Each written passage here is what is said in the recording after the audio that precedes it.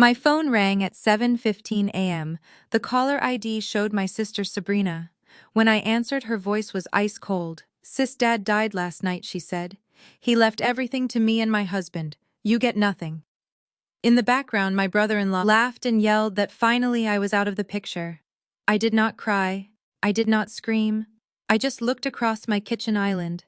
Dad was sitting right beside me, sipping his morning coffee. I put the call on speaker. Dad leaned toward the phone, cleared his throat, and spoke. "I did not know the cell reception in hell was this clear, Sabrina. I am Jocelyn, 34 years old, and a forensic accountant who makes a living catching financial criminals. Before I continue this story, let me know where you are watching from in the comments below. Hit like and subscribe if you have ever dealt with toxic family members who thought they could outsmart you." Growing up, my father, Harrison, built a massive logistics empire from a single delivery truck. He was a self-made millionaire who believed in hard work and strict discipline. I inherited his mind for numbers and his stubborn independence. My younger sister Sabrina, however, inherited only his wealth. She was the undeniable golden child, pampered and protected from the real world. At 30 years old, Sabrina had never held a real job. Instead, she married Derek, a 35-year-old real estate broker who wore expensive suits but drowning in invisible debt. They lived out of state, constantly funding their lavish lifestyle with my father's generous handouts. I had distanced myself from their toxic entitlement years ago, building my own independent financial consulting firm. The morning of that phone call began like any other Tuesday. I was preparing a financial audit for a corporate client when Sabrina called. Hearing her casually announce our father's death made my blood run cold, but only for a fraction of a second. The reality was that my father, very much alive, had shown up at my doorstep just 2 hours earlier, looking exhausted and furious. When Sabrina delivered her cruel news, she sounded almost bored, as if she were reading a grocery list rather than announcing a tragedy. She explicitly stated that the logistics company, the properties, and the bank accounts had all been transferred to her and Derek. She wanted to make sure I knew I was completely cut off. Derek's laughter in the background was the ultimate insult. He was practically celebrating his newfound fortune over a dead man's body. That was when my father leaned into the speaker. His voice was deep, resonant, and dripping with absolute authority. "I did not know the cell reception in hell was this clear, Sabrina." The reaction on the other end of the line was instantaneous and incredibly satisfying. There was a sharp gasp, followed by the unmistakable sound of a phone slipping from trembling hands and crashing onto a hard floor. I could hear Derek cursing wildly in the background, his celebratory mood evaporating into pure panic. Sabrina was hyperventilating, trying to formulate a sentence, but only producing terrified, unintelligible sounds. Before she could recover from the shock, I reached over and tapped the screen, ending the call. The silence in my kitchen was deafening. My father took another calm sip of his coffee, his eyes fixed on the blank screen of my phone. The betrayal hung heavy in the air between us. Harrison set his mug down on the granite countertop and took a deep breath. The anger in his eyes was something I had never seen before. He began to explain the nightmare he had endured over the past week. He had flown out to visit Sabrina and Derek, hoping to spend some quality time with his youngest daughter. On his second day there, he felt a sudden intense dizziness and collapsed in their living room. He had suffered a mild stroke. But instead of calling an ambulance and taking him to a reputable hospital, Derek and Sabrina saw an opportunity. They transported him to a remote private nursing facility managed by a doctor Derek knew from some shady real estate deals. When my father woke up, he found himself locked in a sterile, unfamiliar room. Sabrina and Derek had confiscated his phone, his wallet, and his identification. They essentially held him hostage under the guise of medical care. For 3 days they visited him with a sleazy lawyer in tow. They tried to force him to sign a completely revised will and immediate power of attorney documents that would hand over full control of the logistics empire to Derek. They withheld his actual medical information and told him he was rapidly declining. My father, whose mind remained perfectly sharp despite the mild physical weakness from the stroke, refused to sign a single page. He realized that his golden child was willing to trade his life for a payday. But Harrison was a man who had built an empire from the ground up, and he knew how to negotiate his way out of a bad deal. He noticed that the night shift nurse was a young guy who constantly checked his phone and complained about his car breaking down. My father still had his vintage solid gold Rolex on his wrist, a watch worth more than the nurse made in a year. Late one night, my father made an offer. The Rolex in exchange for a burner phone, a set of street clothes, and a cab ride to the nearest airport. The nurse eagerly accepted the bribe. My father slipped out the back door, boarded a red-eye flight, and came straight to my house. He had arrived just before Sabrina made her triumphant, gloating phone call. Just as my father finished detailing his harrowing escape, the sharp, piercing sound of my doorbell rang through the house. Red and blue lights flashed through the living room curtains, painting the walls in erratic colors. I walked to the window and carefully pulled back the blind. 2 local police cruisers were parked in my driveway. 4 officers were standing on my front porch. My father frowned, but I immediately understood what was happening. Derek was broke and desperate. He must have realized my father escaped, and deduced he would come to me. By calling the police and reporting me, Derek was making a preemptive strike to secure the assets before we could act. I looked at my father and pointed toward my home office at the back of the house. The office was heavily soundproofed for my confidential client meetings. I told him to go inside, lock the door, and stay completely silent. I could not let the police see him yet. If Sabrina and Derek were willing to fake his death and lock him in a facility, I needed to know exactly how deep their criminal conspiracy went before showing our hand. I needed them to commit fully to their lies. Once my father was safely hidden, I smoothed down my blouse, took a deep breath, and opened the front door with an expression of polite confusion. The officers looked stern and ready for a confrontation. They asked for me by name and informed me that they had received an urgent report from my brother-in-law. According to Derek, my father had tragically passed away, and I was allegedly hoarding and concealing critical estate documents, stealing assets that legally belonged to his wife. Derek had spun a convincing tale of a greedy estranged daughter trying to rob her grieving sister. The lead officer demanded to enter the premises to search for the supposed stolen documents. I did not raise my voice or show a hint of intimidation. As a forensic accountant, dealing with law enforcement and aggressive legal threats was my daily reality. I asked the officer whether he had a warrant. He admitted he did not. I kept the door partly closed and calmly said I did not consent to any search. Then I pulled up the deed showing that the residence was held by my LLC and explained that Derek's accusation about estate papers did not give the department automatic authority to enter private property. I offered the officer my corporate lawyer's number, the deed, and a statement confirming that no estate inventory was stored in the house. If Derek believed documents were missing, he could raise that claim in probate court and seek proper legal process. The lead officer stepped aside to speak with his supervisor, then returned with a different tone. Without a warrant, an emergency, or independent evidence of a crime inside the house, there was nothing they could search. They documented the complaint, told me Derek could pursue the matter through court, and left. I locked the door and went back to the office to retrieve my father. We sat down at my desk, the gravity of the situation settling over us. Derek's willingness to involve the police meant he was operating on borrowed time. He needed cash immediately. I pulled up my secure laptop and connected it to the logistics company's financial mainframe.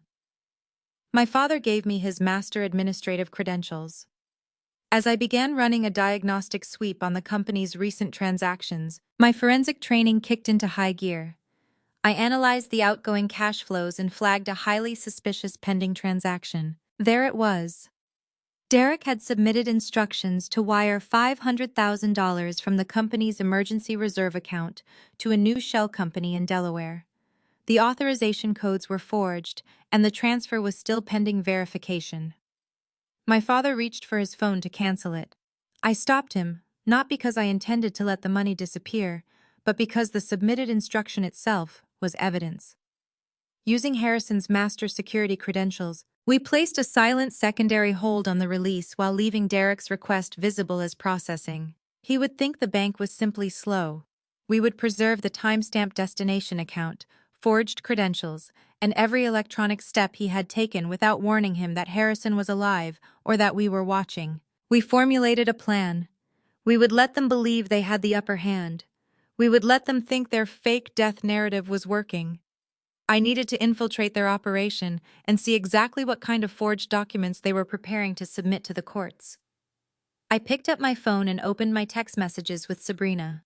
I had to play the part of the broken, defeated sister who knew absolutely nothing. I typed out a message begging for forgiveness. I wrote that I was devastated by the news of Dad's passing, that I was sorry for our past differences, and that I just wanted to be allowed to attend the funeral to say goodbye. I hit send, knowing that Sabrina's massive ego and narcissistic need to gloat would never allow her to refuse an opportunity to watch me suffer. The trap was officially set. Sabrina replied to my text message faster than I anticipated. Her response was short, dripping with fake authority, instructing me to come to the main family estate at noon. She made it clear I was only allowed a brief visit to pay my respects before the property was locked down. I left my father securely hidden in my home office with a burner phone and a promise that I would handle the extraction of information. Driving up the winding tree-lined driveway of my father's sprawling estate, I saw the true scale of Sabrina and Derek's ambition. The perimeter was lined with black luxury vehicles. This was not a private family mourning period. Sabrina had invited the entire board of directors, major shareholders, and top executives of the logistics company. She was using a fabricated tragedy as a networking event to secure her throne before the seat was even cold. I parked my modest sedan between two massive SUVs and walked up to the grand double doors. I took a deep breath, suppressing my natural confidence, and morphed my posture into that of a shattered, grieving daughter. I let my shoulders slump, softened my gaze, and stepped inside the grand foyer. The room was packed with the city's corporate elite, holding expensive drinks and speaking in hushed, somber tones. Sabrina stood at the very center of the room.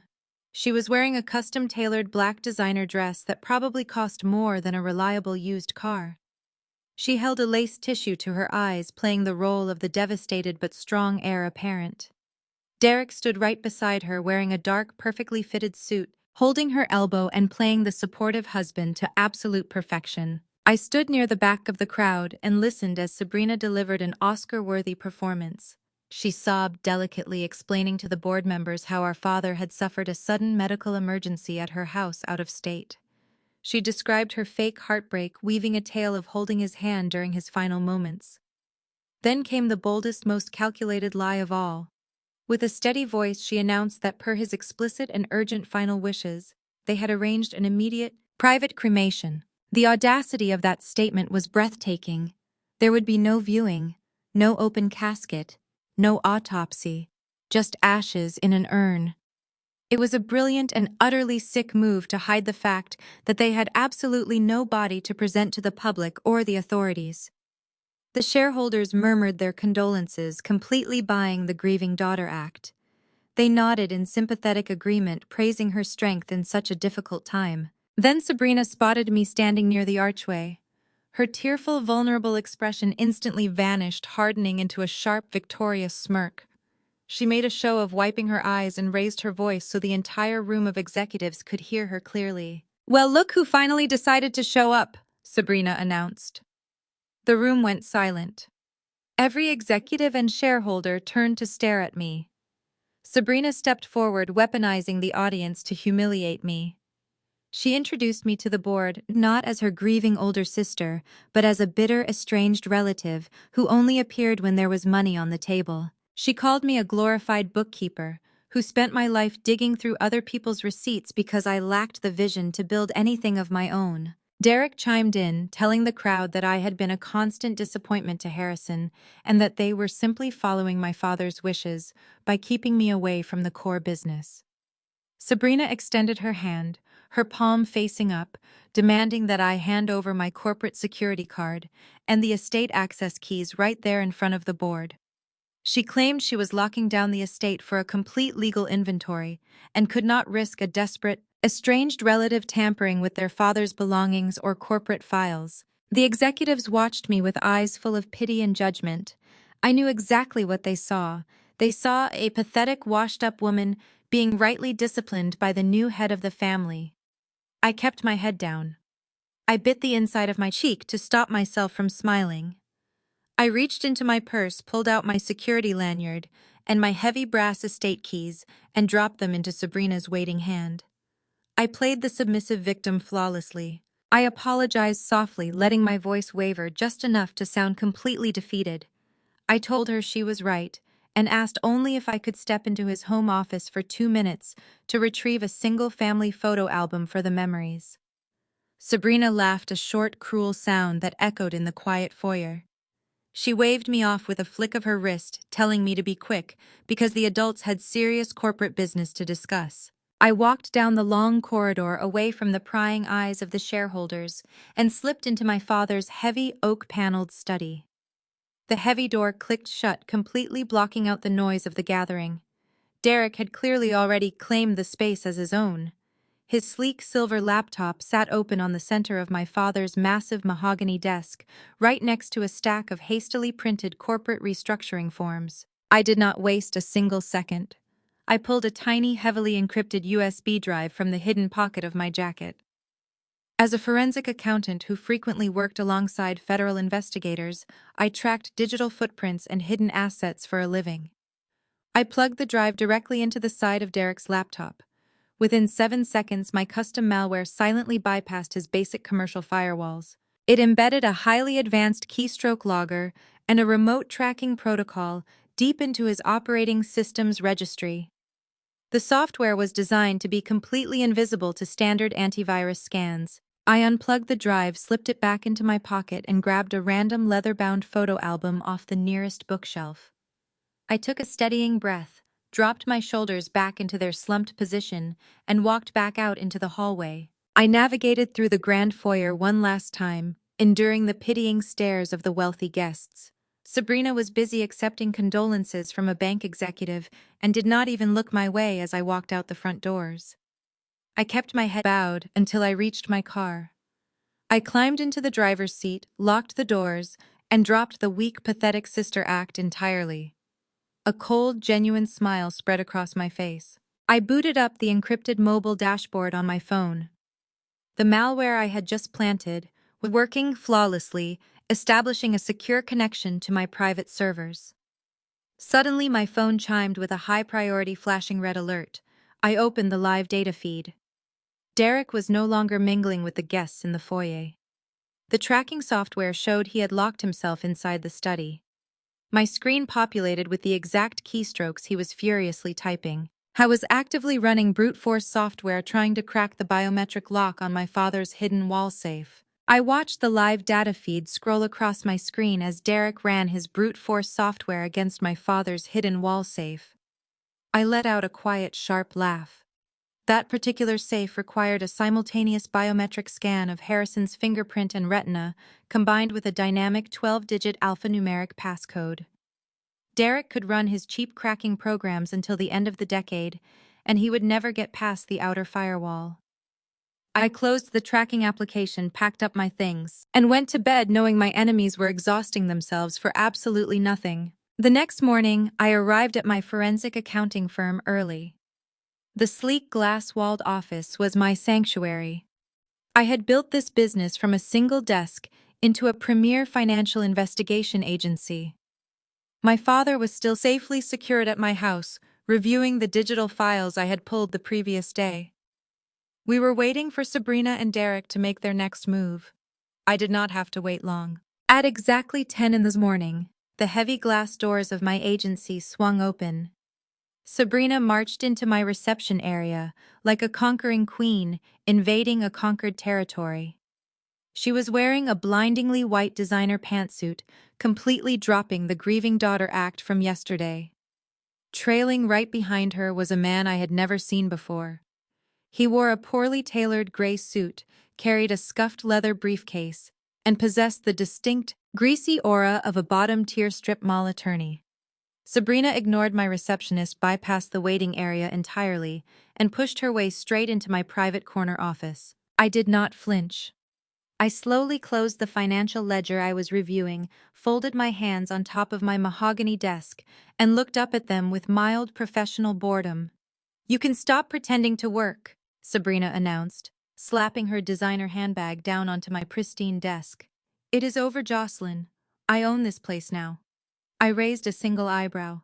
"Is that so?" The greasy attorney stepped forward, puffing out his chest in a weak attempt at intimidation. He dropped a thick, stapled document right in front of me. "I am Richard Caldwell, legal counsel for the sole executor of the Harrison estate. What you are looking at is your father's latest officially finalized will. Per the stipulations of this document, my client has been granted immediate and total control over all holding subsidiaries and corporate assets previously managed by the deceased." I glanced down at this document. It was a masterpiece of sloppy legal forgery. The formatting was entirely wrong for an estate of my father's magnitude.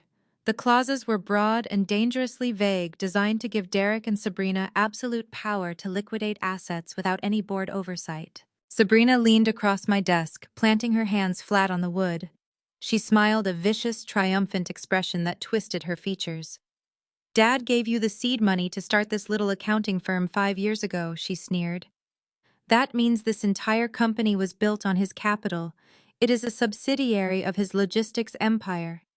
And since I now own the empire, I own your firm. I want you to pack your personal belongings into a cardboard box and vacate the premises immediately. If you leave quietly, I might let you keep your car." The sheer delusion required to make such a demand was staggering. Sabrina had spent her entire adult life relying on Daddy's credit cards to fund her luxury vacations and designer wardrobes. She fundamentally did not understand how corporate law, independent liability, or basic loan structures actually worked. She genuinely believed she could just walk into a multi-million-dollar firm and claim it by royal decree. I did not raise my voice. I did not argue. I did not give her the satisfaction of seeing me sweat. Instead, I calmly unlocked my bottom desk drawer. I pulled out a heavy red manila folder, opened it, and extracted 2 specific sheets of paper. I slid them across the polished wood, stopping them right on top of her fake will. "What is this?" Sabrina demanded, her smug smile faltering as she stared at the dense rows of numbers. "That is a certified notarized bank statement and a legally binding release of lien," I explained, keeping my tone as cold and sharp as a scalpel. "You are correct that Harrison provided a business loan when I launched this agency. It was a standard commercial loan of $150,000. What you clearly failed to research before marching into my office is that I paid that loan back in full, completely settling the principal balance alongside a 10% interest rate. I finalized that payment 3 years ago." Sabrina blinked, staring blindly at the financial jargon she clearly could not comprehend. I pointed to the second sheet of paper. "And that document right there is a signed release from Harrison himself, renouncing any and all equity claims, operational control, or financial ties to my limited liability company. I own 100% of the shares. This firm is a completely independent corporate entity. You have absolutely no jurisdiction here, no ownership rights, and zero authority to tell me to pack anything." The color drained from Sabrina's face. She looked frantically at her cheap lawyer. Mr. Caldwell picked up the release form, his eyes scanning the notarized signatures. I watched the realization hit him. He had taken this case assuming Sabrina was a wealthy, informed heiress who held all the cards.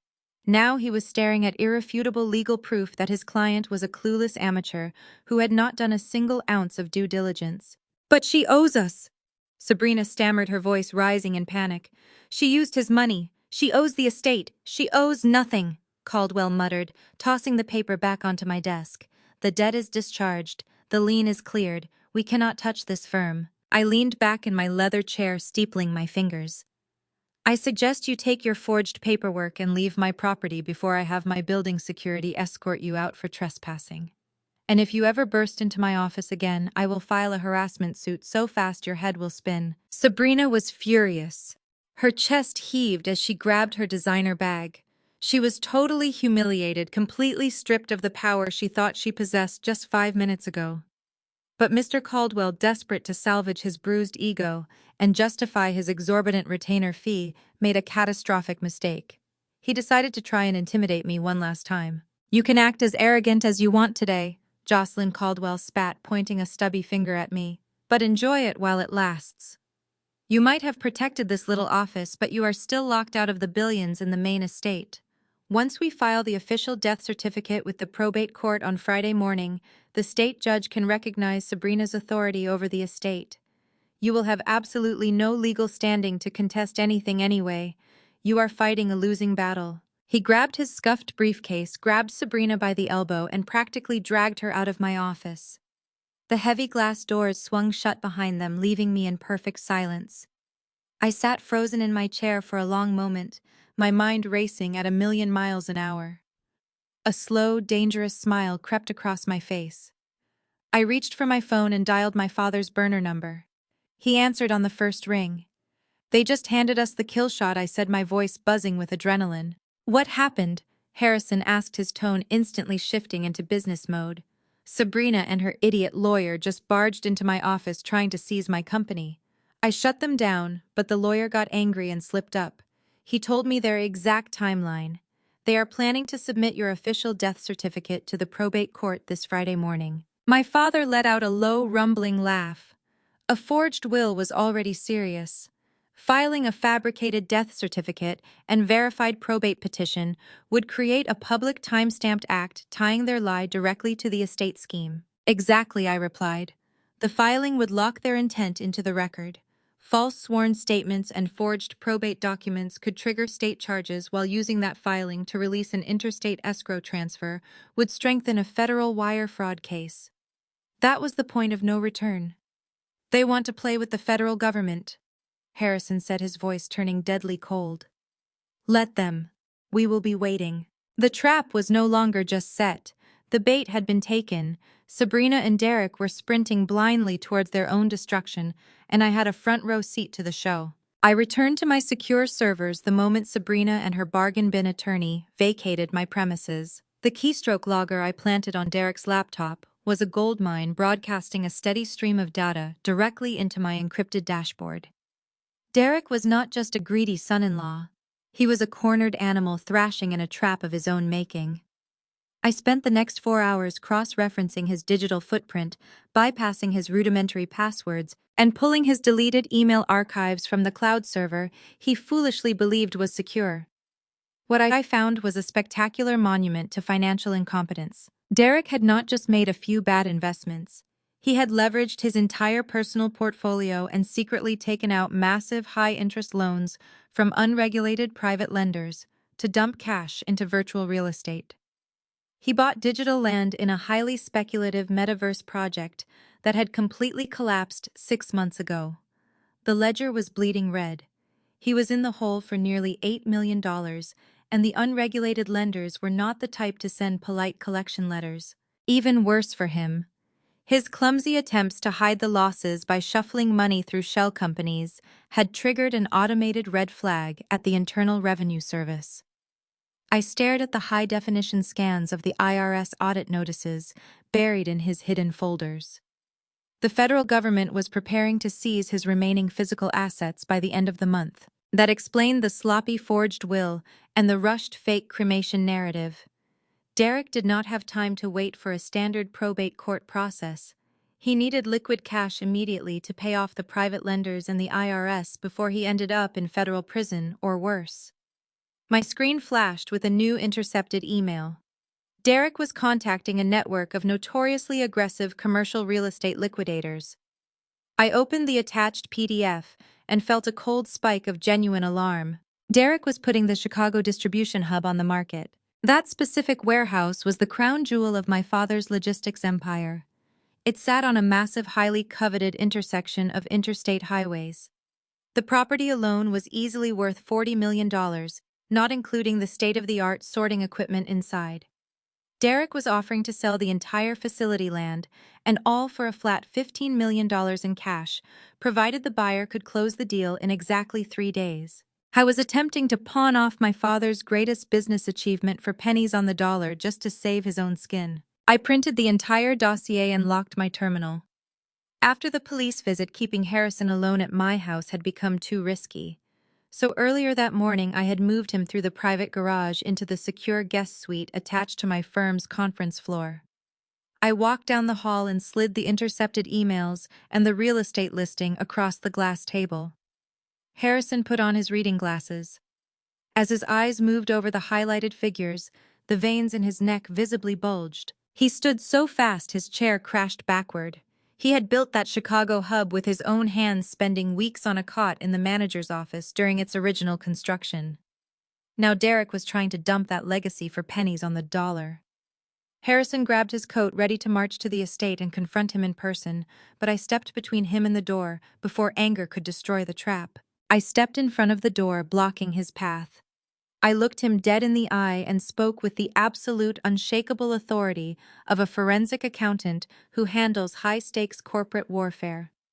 I told him that bursting in there now would satisfy his anger for exactly 5 minutes, but it would ruin the ultimate trap. If Derek realized Harrison was alive before the fake death certificate was processed, Derek would simply claim it was all a terrible misunderstanding and slip away to ruin someone else's life. I told my father we were going to let Derek sell the Chicago hub. Harrison looked at me like I had lost my mind. I quickly pulled out a fresh sheet of paper and drew a simple corporate flowchart.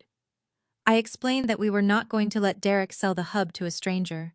We were going to buy it ourselves. 2 years earlier, I had created Apex Horizon Acquisitions, a manager-managed LLC held through a private trust for confidential purchases. The structure was legitimate and separate from my accounting business. I proposed Harrison use his own capital through Apex Horizon and let it appear to be the cash buyer Derek needed. Harrison, as the living owner, would quietly sign the genuine seller authorization through Mitchell. Derek would never see it. He would sign only the false executor representations he believed gave him power over the estate. We would still squeeze him far below the $15 million he wanted. Harrison caught on immediately. A vicious, calculating light returned to his eyes. We called Mitchell, the family's longtime wealth management attorney, and brought him in on the operation. Mitchell operated from a secure line in his downtown office, acting as the legal representative for the mysterious Apex Horizon Acquisitions. Mitchell contacted the shady liquidator Derek had hired. We bypassed pleasantries entirely. Mitchell delivered a brutal ultimatum. Apex Horizon would take the Chicago hub off Derek's hands, but we would only pay $9 million in cash. Furthermore, the offer would expire in exactly 24 hours. The keystroke logger on Derek's laptop captured his absolute panic in real time. I watched his digital cursor shake as he read the forwarded offer from his broker. Derek tried to negotiate, demanding $12 million and begging for more time. Mitchell did not budge an inch. He responded with a cold one-line email stating the $9 million offer would drop by another $1 million for every hour Derek delayed. Derek was trapped. No normal buyer would move that fast without proof he could sell Harrison's property. Mitchell designed the escrow carefully. Harrison privately signed the genuine owner authorization protecting the transfer to Apex Horizon, while Derek had to sign a separate representation claiming he controlled the estate as executor. The $9 million would remain in escrow and would not be released unless Derek produced court-validated proof of Harrison's death and probate authority. Derek saw only a condition the forged certificate could satisfy. He never saw Harrison's signature protecting the asset. I sat beside my father watching Derek's screen.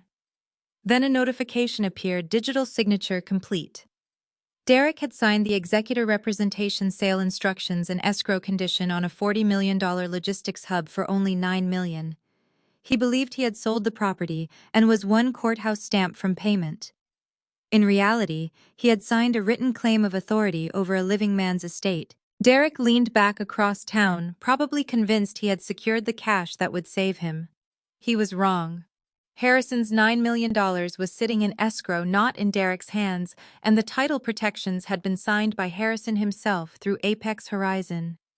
If Derek failed to prove lawful probate authority, the money would never be released to him. More importantly, the transaction now forced him to make his fraud public if he wanted the payout. To unlock the escrow, he had to take the fabricated death certificate and false will into probate court and stand behind them. The asset was protected. Harrison controlled the real transfer, and Derek had voluntarily created a paper trail proving exactly why he needed a dead man on paper. With Apex Horizon, holding the purchase rights, and $9 million sealed in escrow. Derek had placed his own head on the chopping block. He believed the Chicago hub was his escape, but the money existed only beyond a probate filing he could not make honestly. Now we had to squeeze his liquidity until he stopped searching for alternatives and walked into court with the forged documents. It was time for Mitchell to begin financial lockdown. Mitchell arrived before lunch carrying Harrison's estate and banking records. As his longtime wealth attorney, he knew the accounts and authorization requirements.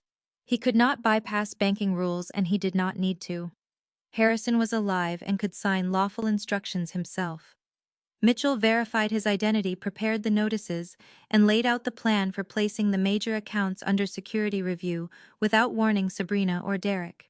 I booted up my dual monitors and synced my forensic accounting software with Mitchell's legal portal. Working in tandem, we systematically targeted every major vein of the logistics empire. My father sat at the head of the conference table, silently signing the digital authorizations as Mitchell generated them. In less than 20 minutes, we froze the Tier 1 corporate treasuries. We locked down the offshore holding accounts. We suspended all automatic trust distributions and halted the primary personal checking accounts. Billions of dollars in liquid assets were instantly sealed behind an impenetrable wall of legal and biometric security protocols. However, in financial warfare, you never leave a desperate target completely empty-handed. If we cut off every cent, Sabrina and Derek might panic, abandon the forged will, and flee before making the public probate filing that would tie the scheme together. We needed them to stay in the game. We needed them to walk into that courthouse. I instructed Mitchell to leave exactly one account operational. It was a minor secondary expense account containing exactly $200,000. For an average person, $200,000 is a life-changing amount of money. For Sabrina, a woman who routinely spent $10,000 on a single shopping trip in Beverly Hills, it was an insulting allowance. For Derek, staring down the barrel of an $8 million IRS debt, it was a cruel joke. It was just enough money to keep their greedy lawyer on retainer and convince them that the probate court was their only salvation, but not nearly enough to save them from their impending doom. With the financial net pulled tight, I leaned back in my chair and turned my attention to the tracking dashboard. It did not take long for the reality of their situation to detonate. The first alert came from the bank's transaction feed. Sabrina was trying to use one of Harrison's cards at an imported car dealership downtown, and the merchant data identified the location before the charge cleared. Convinced she was already sole heir to the empire, she was attempting to buy a custom sports car.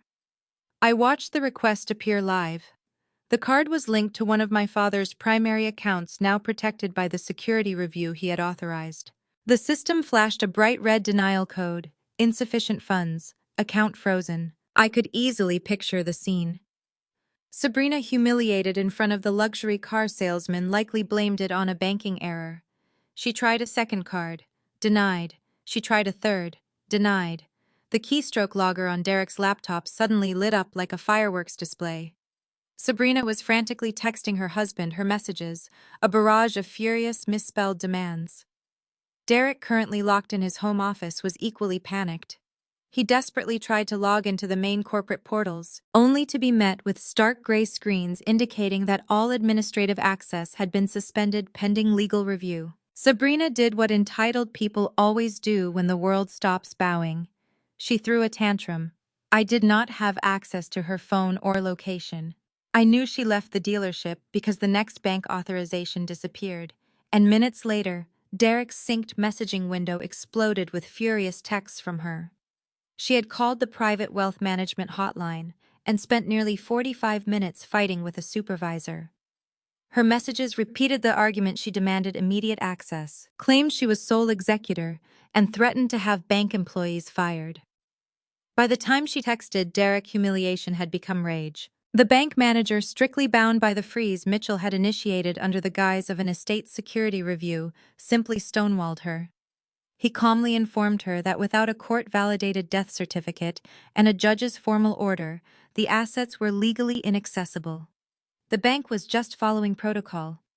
Sabrina slammed the phone down. Her narcissistic rage required a target. She could not punch a banking algorithm, and she could not yell at the bank manager any longer. She needed someone to blame for her sudden terrifying loss of power.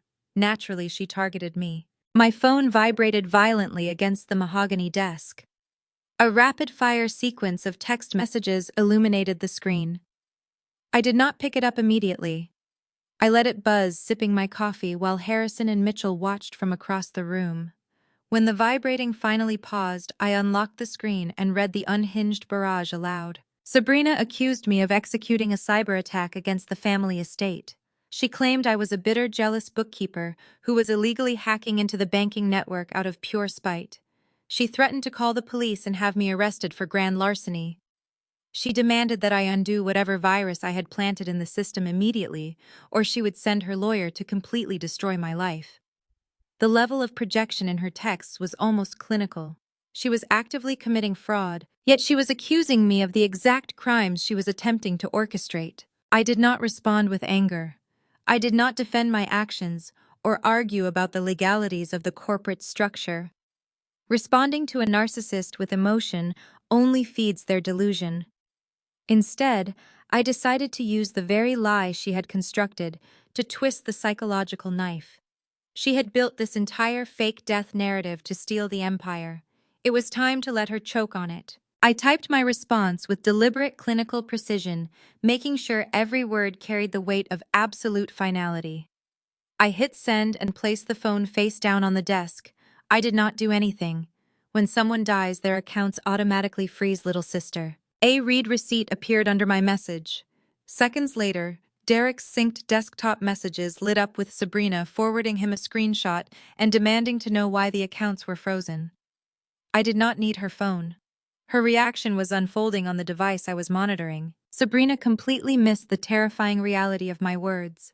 Because she was so deeply committed to her own lies, she assumed my text was just a bitter confirmation of standard bank bureaucracy. She believed that the banking system was simply catching up to the fake narrative she had spun. She had absolutely no idea that the freeze was a targeted manual strike ordered by the very man she claimed was lying in a morgue. By accepting my explanation, Sabrina reinforced her own trap. She believed the only way to unlock the major accounts was to push forward with the fake death. The financial net was tight. They still had the $200,000 bait account, but it was nowhere near enough to satisfy Derek's creditors or replace the assets Harrison had locked down. Their alternatives were disappearing.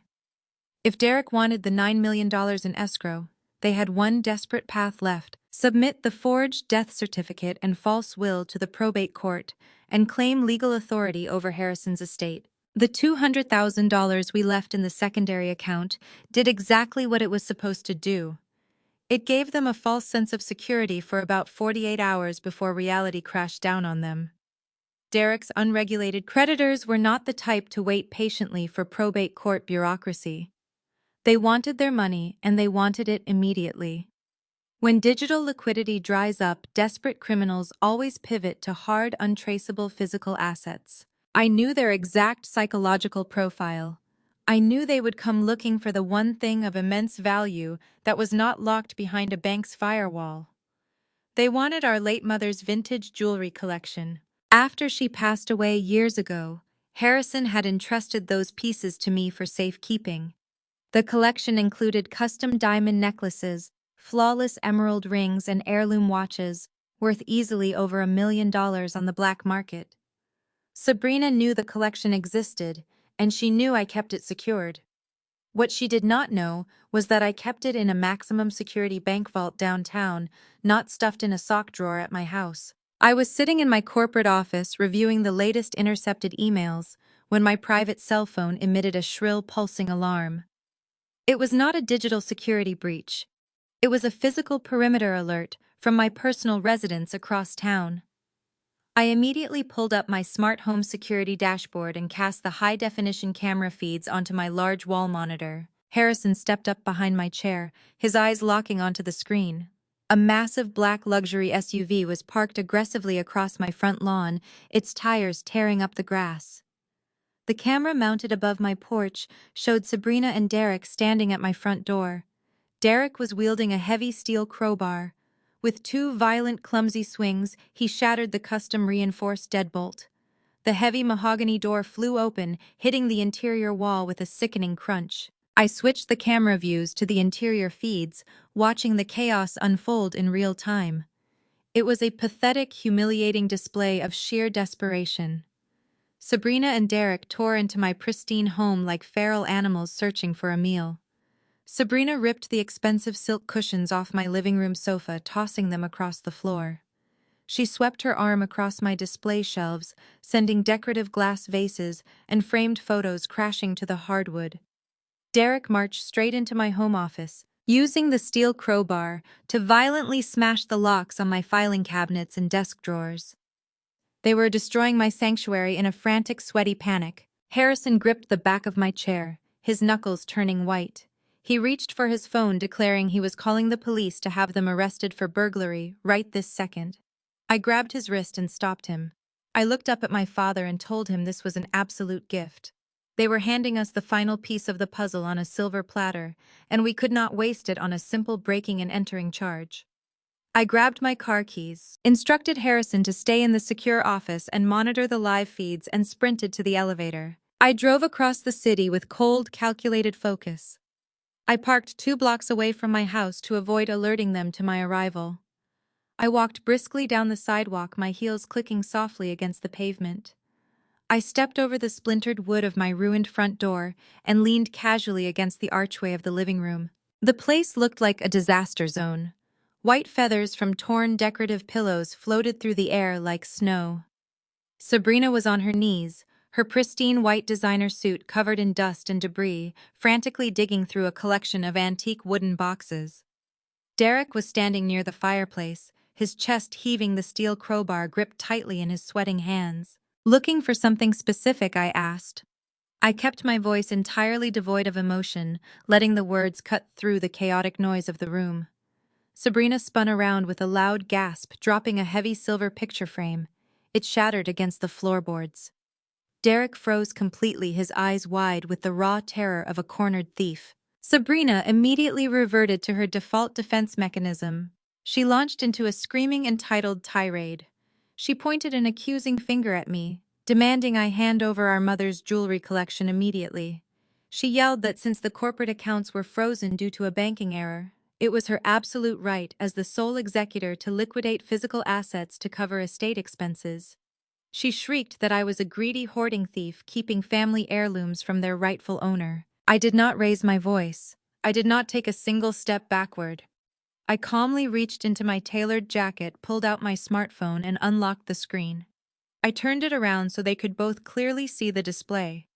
I showed them the live multi-angle security feed broadcasting directly to a secure off-site cloud server. I looked Derek dead in the eye and gave him the legal reality without pretending to be a prosecutor. My cameras had captured their forced entry, the destruction inside the house, their faces, their vehicle, and the crowbar in his hand.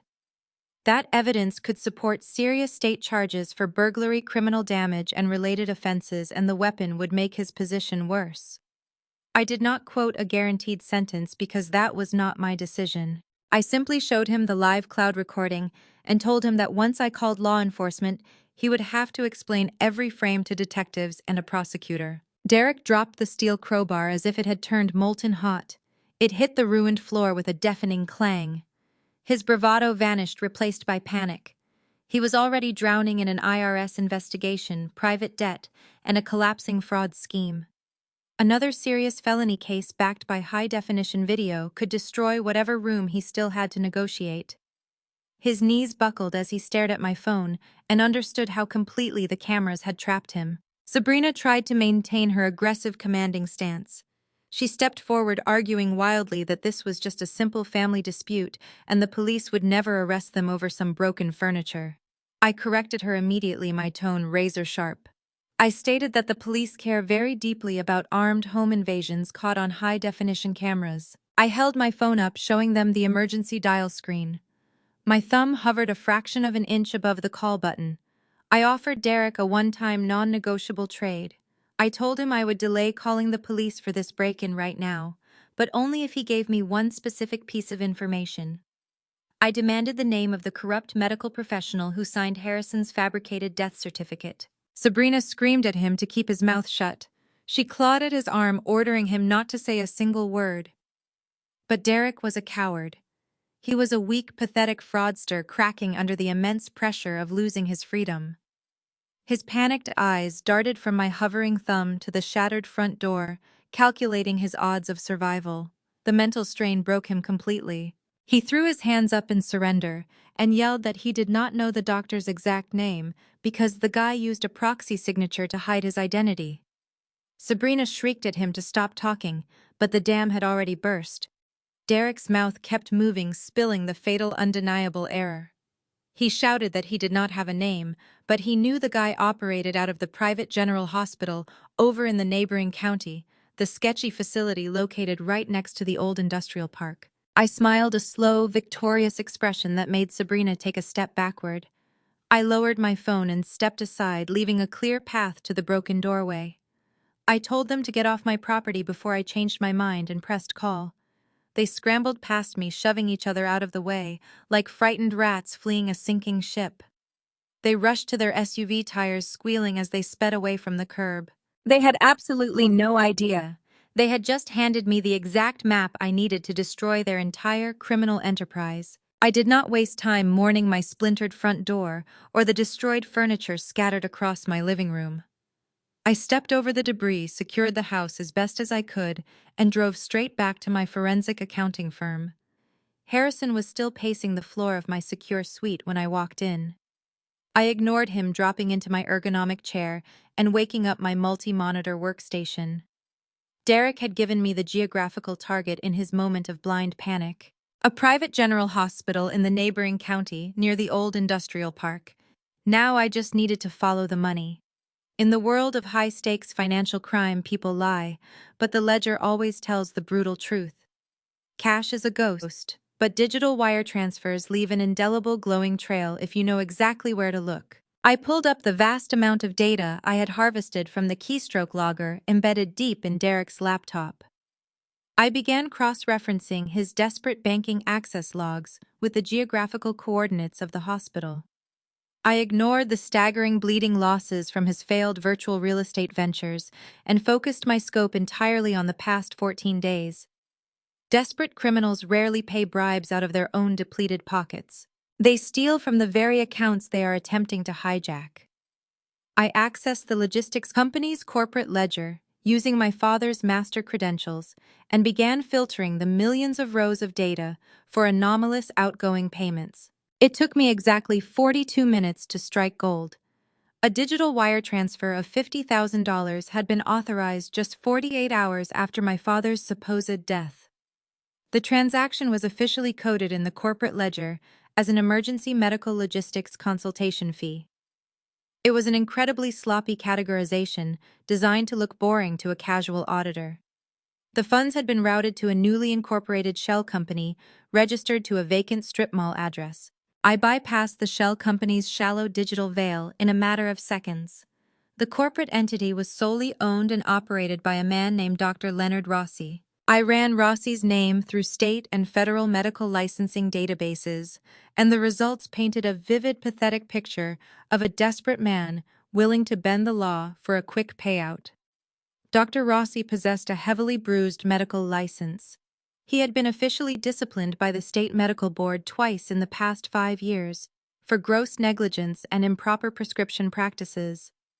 A quick look at his public tax filings revealed his private clinic was hemorrhaging cash, placing him on the verge of total bankruptcy.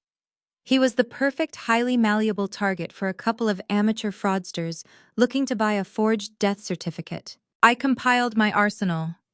I printed the $50,000 wire transfer receipt, the shell company registration, linking back to him, his disciplinary records, and a high-resolution copy of the forged death certificate bearing his illicit proxy signature.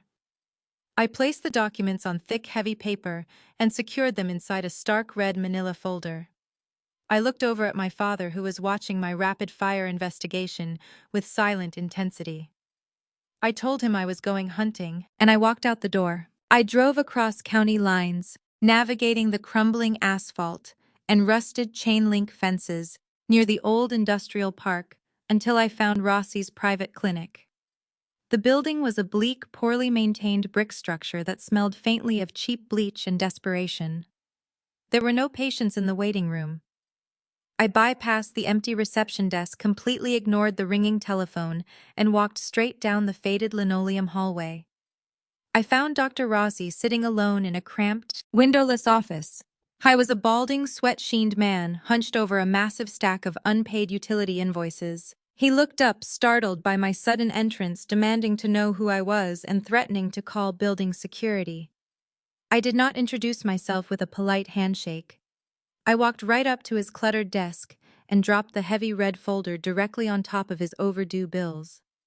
The slap of the thick paper echoed loudly in the small room. I told him my name was Jocelyn Harrison's daughter and the woman whose family estate he had just actively helped to defraud. The color drained from Rossi's face. He stammered, cited patient confidentiality, and claimed he had no idea what I meant. I leaned over his desk and walked him through the $50,000 transfer, the shell company, and the forged certificate. I did not pretend one federal statute magically covered every act. I told him the false medical filing could expose him to serious state criminal and licensing consequences, while the interstate payment and broader estate scheme could draw federal wire fraud investigators. The distinction did nothing to calm him. I told him exactly what I would do if he refused. I would preserve the banking records, shell company documents, and forged certificate, then refer the package to the proper state authorities, medical board, and federal financial crime investigators, because the scheme involved interstate transfers. I did not promise immunity or pretend I could choose his sentence. Only prosecutors and a court could decide what his cooperation was worth. But I made one point clear: if he stayed silent, Sabrina and Derek would blame him the moment investigators arrived. If he had evidence proving who ordered the forgery, this was his last chance to preserve it and agree to authenticate it. The cheap, fragile bravado completely evaporated from Rossi's eyes. He began to shake his hands, trembling violently against the edge of his desk. He was a coward who had sold his career for $50,000, and he possessed absolutely zero loyalty to my sister or her husband. He broke down instantly, sobbing and begging me for immunity. He swore he only signed the document because Derek had threatened him, claiming the family was powerful enough to ruin his clinic permanently. I stared at him with cold disgust.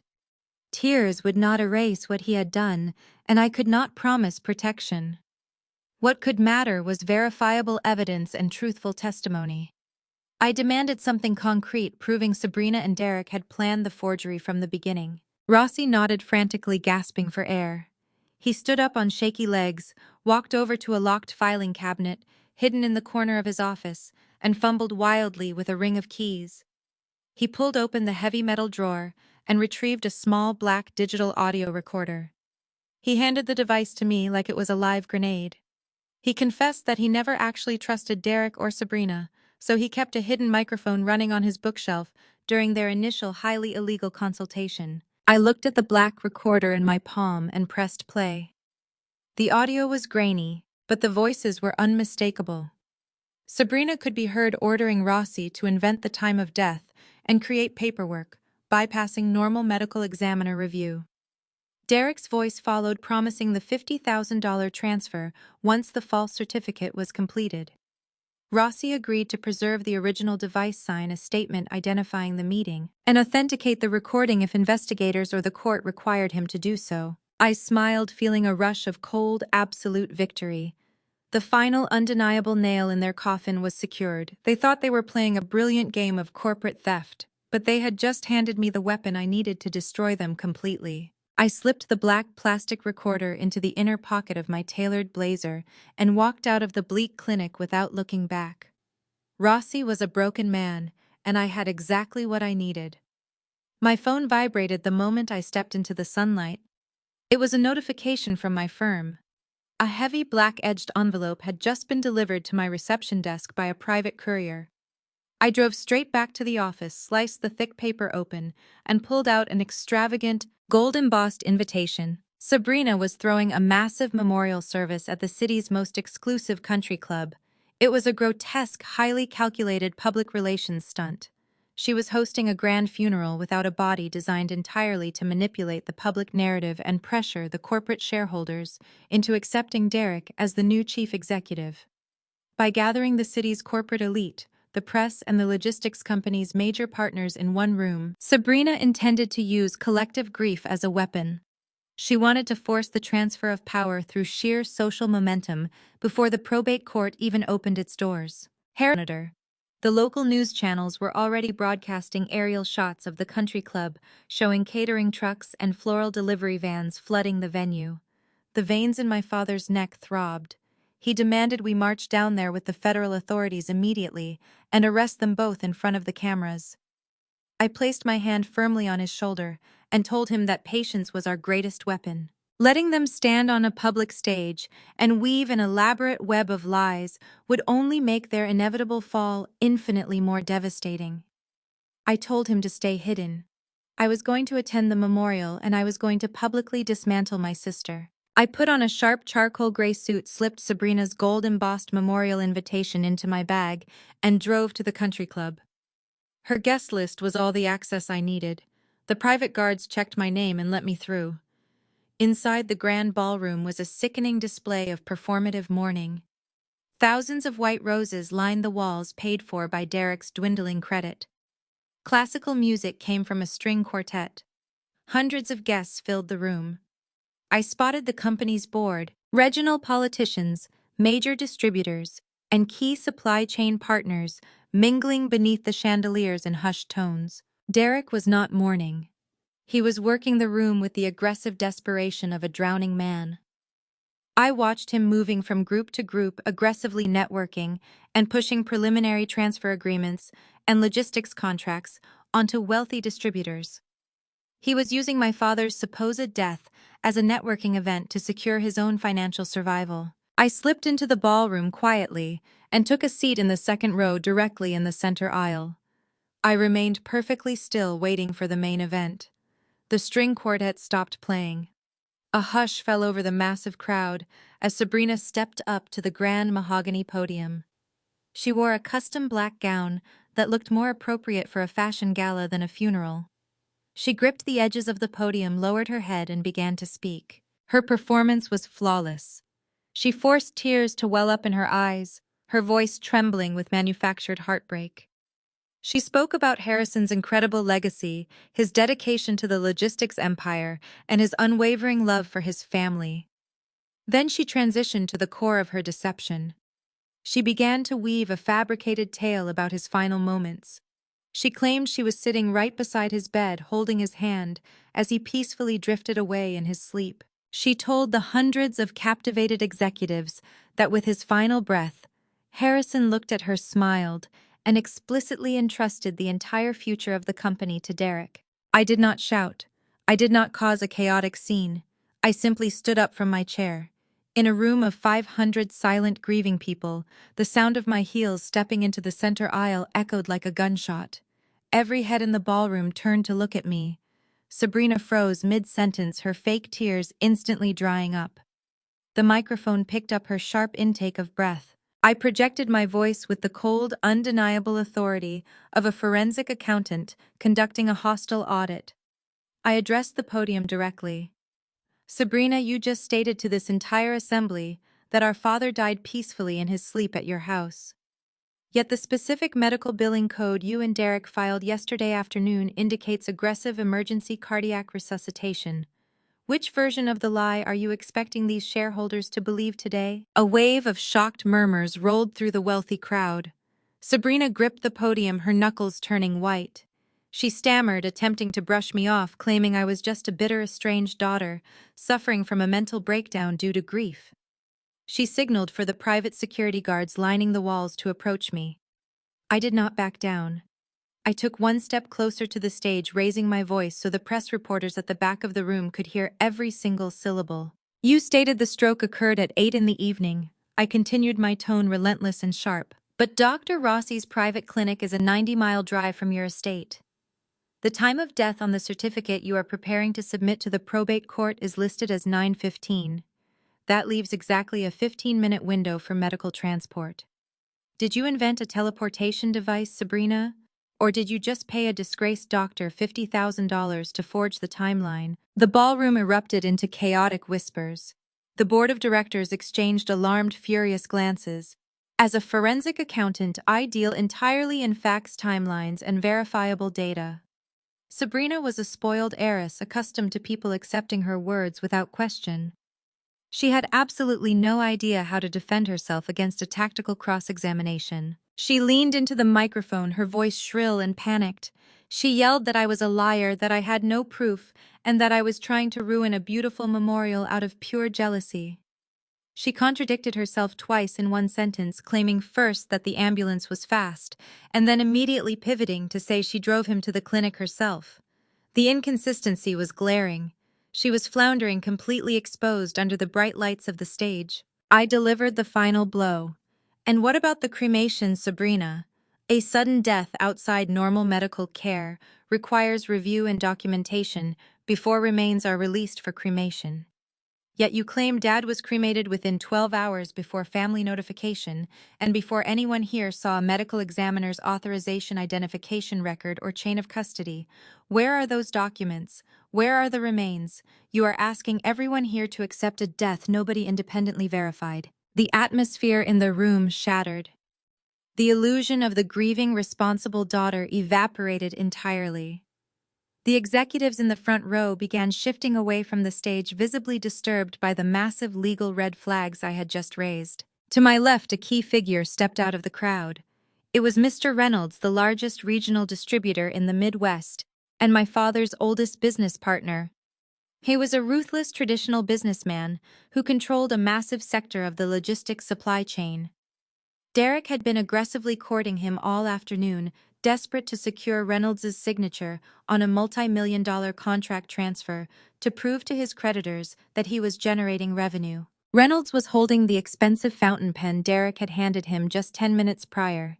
He looked at the stage, then looked at me, his eyes narrowing with intense suspicion. He placed the cap back on the pen with a loud, definitive click. Reynolds turned directly to Derek, his voice booming across the silent, tense room. The timeline makes absolutely no logistical sense. The financial anomalies are staggering. I am not signing a single document, and I am suspending all current operational contracts with this firm until a full independent legal investigation concludes. He dropped the unsigned contract onto a nearby cocktail table and turned his back on the stage. Derek's lifeline snapped. The IRS debt, the unregulated loans, the threat of federal prison, and the complete collapse of his public facade crushed his sanity in an instant. The money he desperately needed to survive had just walked away. He lost his temper completely, the polished corporate mask shattering to reveal the violent, desperate fraudster underneath. Derek let out a roar of pure, unfiltered rage. He lunged across the aisle, shoving two prominent board members out of his way. He charged directly at me, his face twisted in fury. Before I could brace myself, he grabbed my shoulders and violently shoved me backward with all his weight. My heels caught on the thick carpet. I lost my balance and hit the ground hard, my shoulder slamming into the polished marble base of a decorative pillar. Cameras flashed in a blinding strobe effect. Gasps and shouts echoed across the grand ballroom. Security guards rushed forward, but it was too late. Derek had just committed aggravated assault in front of hundreds of people, the corporate board of directors, and the local media. He stood over me, his chest heaving, his fists clenched, realizing in real time that he had just destroyed any remaining shred of his own credibility. I pushed myself up from the cold marble floor, waving off the private security guards who had rushed forward to assist me. My shoulder throbbed with a sharp burning pain where I had impacted the decorative pillar, but I did not let a single wince cross my face. I stood tall, brushing the dust from my charcoal gray suit, and looked down at Derek. I was breathing heavily, his chest heaving under his expensive jacket, staring at his own trembling hands. The erratic clicking of camera shutters from the local press echoed loudly in the cavernous ballroom. Derek had just committed an unprovoked physical assault against a grieving family member in front of the city's most powerful corporate executives. Sabrina scrambled off the stage, her high heels catching on the carpet as she rushed to grab her husband by the arm. She tried to yell at the security guards to back away, claiming Derek was simply overwhelmed by mourning, but her voice cracked with sheer panic. Mr. Reynolds, the logistics distributor, whose contract Derek desperately needed, looked at the two of them with utter disgust. He signaled to his associates, and they immediately turned toward the exit. The rest of the corporate board followed suit. The grand memorial service had transformed into a complete public relations nightmare, and the mass exodus of the financial elite signaled the absolute end of Derek's corporate ambitions. I did not ask security to turn the ballroom into another scene. The shove was on camera, and I preserved the recordings and medical notes. But an immediate assault investigation could delay the probate move we had forced them toward. Derek was almost out of options. I needed him free long enough to make the filing he believed would save him. I adjusted my lapel, looked at Sabrina, and walked out. I drove straight back to my secure forensic accounting firm. Harrison and Mitchell were waiting for me in the main conference room. The large wall monitors were already illuminated with live data feeds from the county courthouse and the digital probate registry. "Did he break anything?" Harrison asked, his voice a low, dangerous rumble, as he noticed me favoring my right shoulder. "Just his own credibility," I replied, taking my seat at the head of the long glass table. He completely snapped. Reynolds walked out, and the rest of the board went with him. "Derek knows the corporate takeover is entirely dead in the water. He has no allies left." Mitchell adjusted his glasses and tapped his sleek silver pen against a thick legal pad. "That means they are officially out of alternative routes. Without the board's approval, they cannot access the corporate treasury to pay off Derek's unregulated lenders. Their only remaining lifeline is the $9 million sitting in our blind escrow account from the Chicago hub sale. And to trigger the release of those funds, they have to fulfill the contract's mandatory condition. They have to submit the death certificate." I finished, logging into my secure terminal. "Exactly," Mitchell confirmed. "We were not pretending everything before the filing was civil. The forged medical record, bribed doctor, attempted wire transfer, and break-in already carried criminal exposure. What the probate filing gave was cleaner, a sworn, time-stamped act connecting the fake death directly to their attempt to seize the estate. Once they submitted the forged certificate and will as genuine, it became far harder to retreat into the excuse of a private family misunderstanding." I nodded and pulled up the timeline. The probate filing would primarily create state law exposure for false sworn statements, forgery, and fraudulent court filings. The federal angle came from the money trail Derek was using: electronic communications and interstate transfers to execute the scheme, including the Chicago hub escrow. If they used the court filing to trigger that wire, investigators would have a direct bridge from the fabricated death to the attempted transfer of millions. That was our point of no return: documented intent connected to money. We spent the entire night in the conference room, fueled by black coffee and the cold anticipation of impending justice. I monitored the keystroke logger still running on Derek's laptop. The data stream painted a pathetic picture of a man completely unraveling. Throughout the early hours of the morning, Derek was frantically searching legal forums, trying to figure out how fast a probate judge could authorize an escrow release. Sabrina was texting her cheap attorney, demanding he meet them at the courthouse the second the doors opened.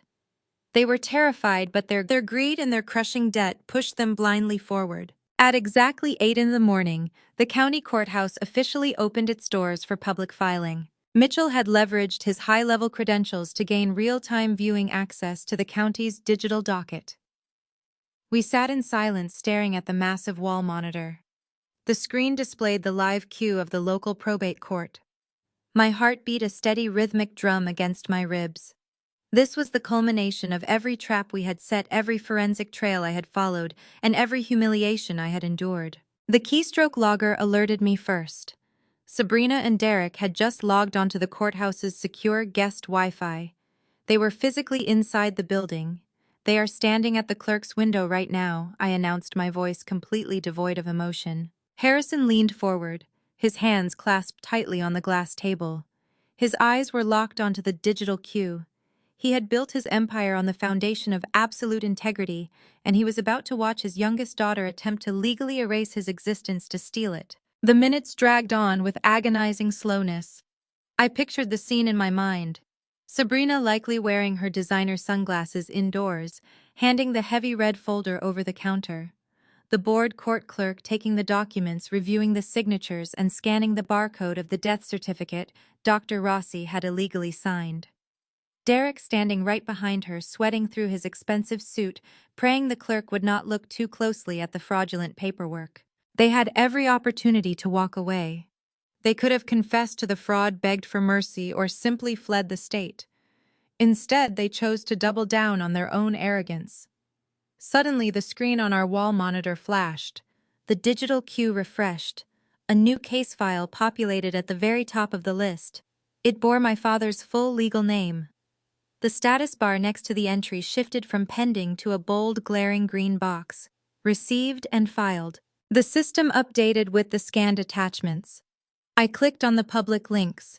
They're immortalized in the permanent, unalterable digital records of the United States justice system, was the forged death certificate and the fabricated last will and testament. They had officially sworn under penalty of perjury that Harrison was deceased. Mitchell let out a slow, sharp breath. He pressed a button on his laptop, downloading the certified time-stamped receipts directly from the government server. He printed the confirmation page. The printer hummed quietly in the corner of the room, the only sound breaking the heavy silence. Mitchell picked up the warm sheet of paper and slid it across the glass table toward my father. "It is done!" Mitchell stated, his tone carrying the gravity of a judge delivering a final verdict. "The documents are legally filed. They have officially committed federal fraud. The trap has snapped shut and the lock is broken. They cannot undo this." Harrison stared at the confirmation receipt. He looked at the stark black ink proving his daughter had just signed away her own freedom. He did not look sad, and he did not look conflicted. The man who had survived a stroke, a kidnapping, and the hostile takeover of his life's work simply looked ready for war. Harrison picked up the piece of paper, folded it neatly, and placed it into the breast pocket of his suit. He stood up from the conference table, buttoning his jacket with slow, deliberate precision. He turned his head and looked directly at me. The cold, unyielding fire in his eyes mirrored my own. "It is time to show your sister what hell looks like." We did not have to wait long for the bureaucratic wheels of the county courthouse to turn. Derek was a desperate man operating on borrowed time. His unregulated lenders were circling, and the massive tax audit was breathing down his neck. That meant he had undoubtedly paid exorbitant legal filing fees and pulled every shady string his bargain bin attorney had available to expedite the probate review. He needed the court's official seal of approval to unlock the blind escrow account and access the $9 million from the Chicago hub sale. He was counting down the hours to his supposed payday. 3 days after the forged death certificate was submitted, the county probate docket updated with a hearing date. Judge Thomas Bennett, the state judge assigned to Harrison's estate, scheduled the preliminary confirmation hearing for Friday morning at 9 sharp. Sabrina was not treating this as a routine probate procedure. She was treating the state court hearing like her personal coronation. That afternoon, my receptionist buzzed my intercom to announce a private courier. He delivered a heavy, legal-sized envelope requiring my signature. I sliced it open at my desk, while Harrison and Mitchell watched, already knowing Sabrina would find some way to turn a court notice into another opportunity to gloat.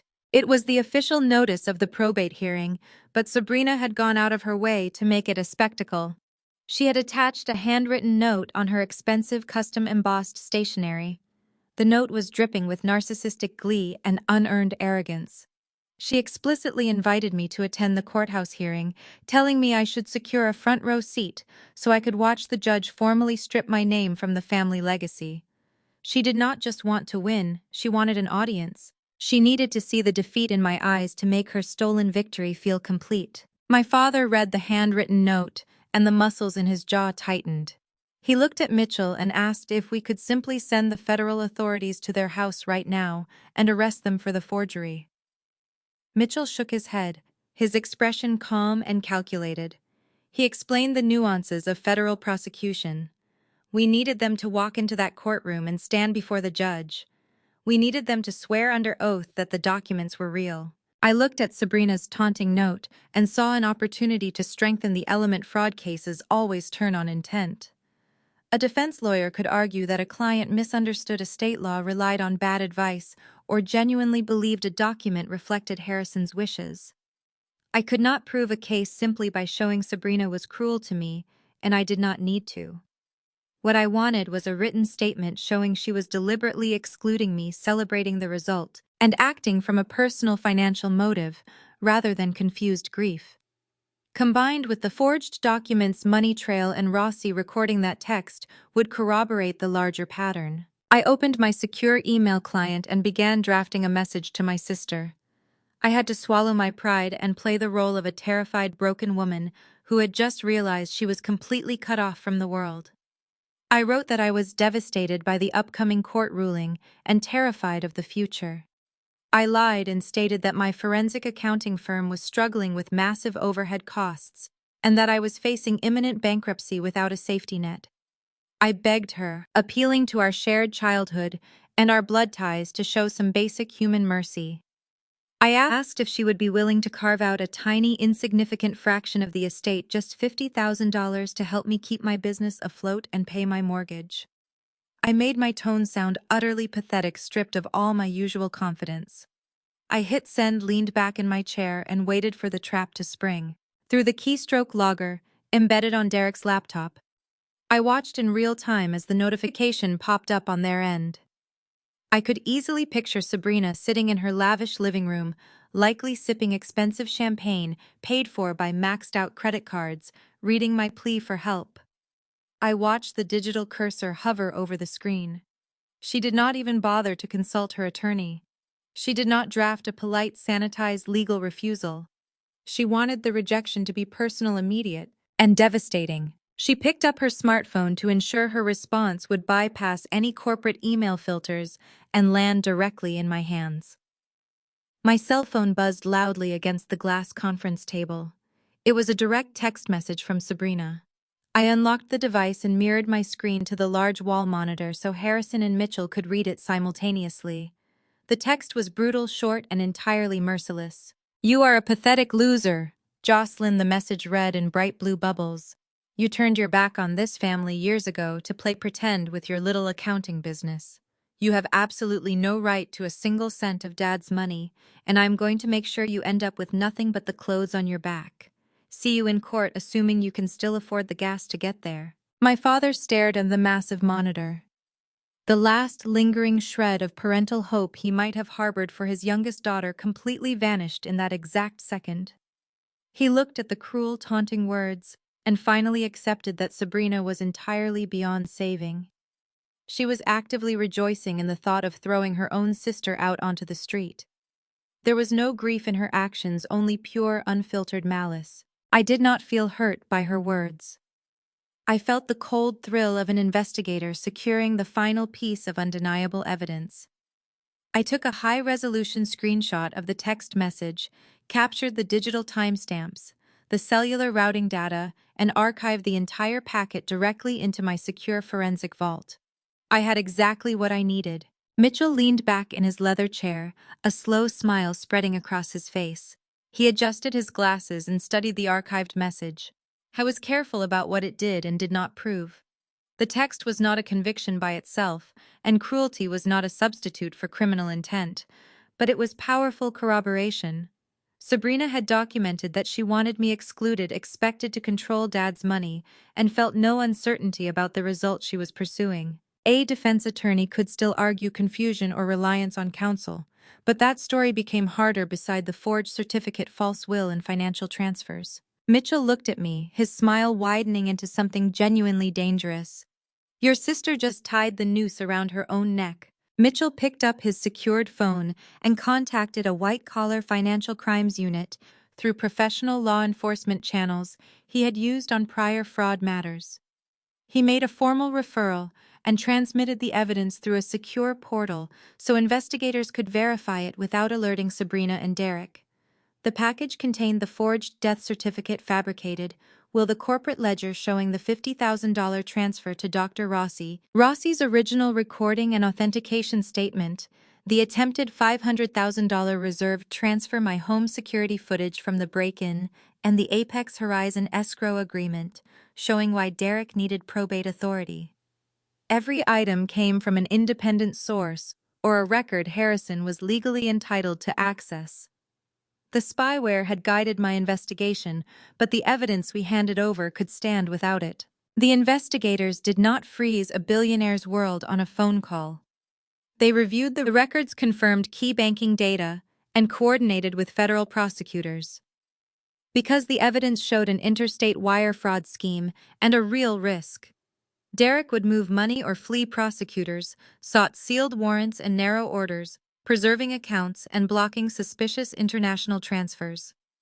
Travel restrictions required legal process too. With a valid warrant and court order, law enforcement could ask the State Department and border systems to flag Derek's passport against departure. The warrants would remain sealed until the courthouse execution. We were not erasing due process. We were using it before Derek realized the net had closed. I kept my eyes locked on the live data feed pouring in from the spyware embedded in Derek's laptop. It was Thursday evening, mere hours before the Friday morning probate hearing. Derek's unregulated lenders were breathing down his neck. The massive tax audit was looming over his head, and his paranoia was rapidly reaching critical mass. He decided he needed a fail-safe contingency plan. I watched his cursor move frantically across the screen as he accessed the single secondary banking account we had deliberately left unfrozen. It was the bait account holding exactly $200,000. He opened a secure encrypted portal to a shadow bank in the Cayman Islands, desperately trying to wire the entire remaining balance overseas to establish a run fund. He typed in the routing numbers, his digital keystrokes heavy and rushed. He hit execute. The screen buffered for 3 seconds. Then a red message appeared. International transfer blocked by court-authorized compliance hold. Account restricted by order. Transaction denied. The keystroke logger went absolutely wild. Derek slammed his fists onto his keyboard, generating a string of chaotic, frustrated characters that filled my monitoring dashboard. Panic is a highly predictable catalyst in financial criminals.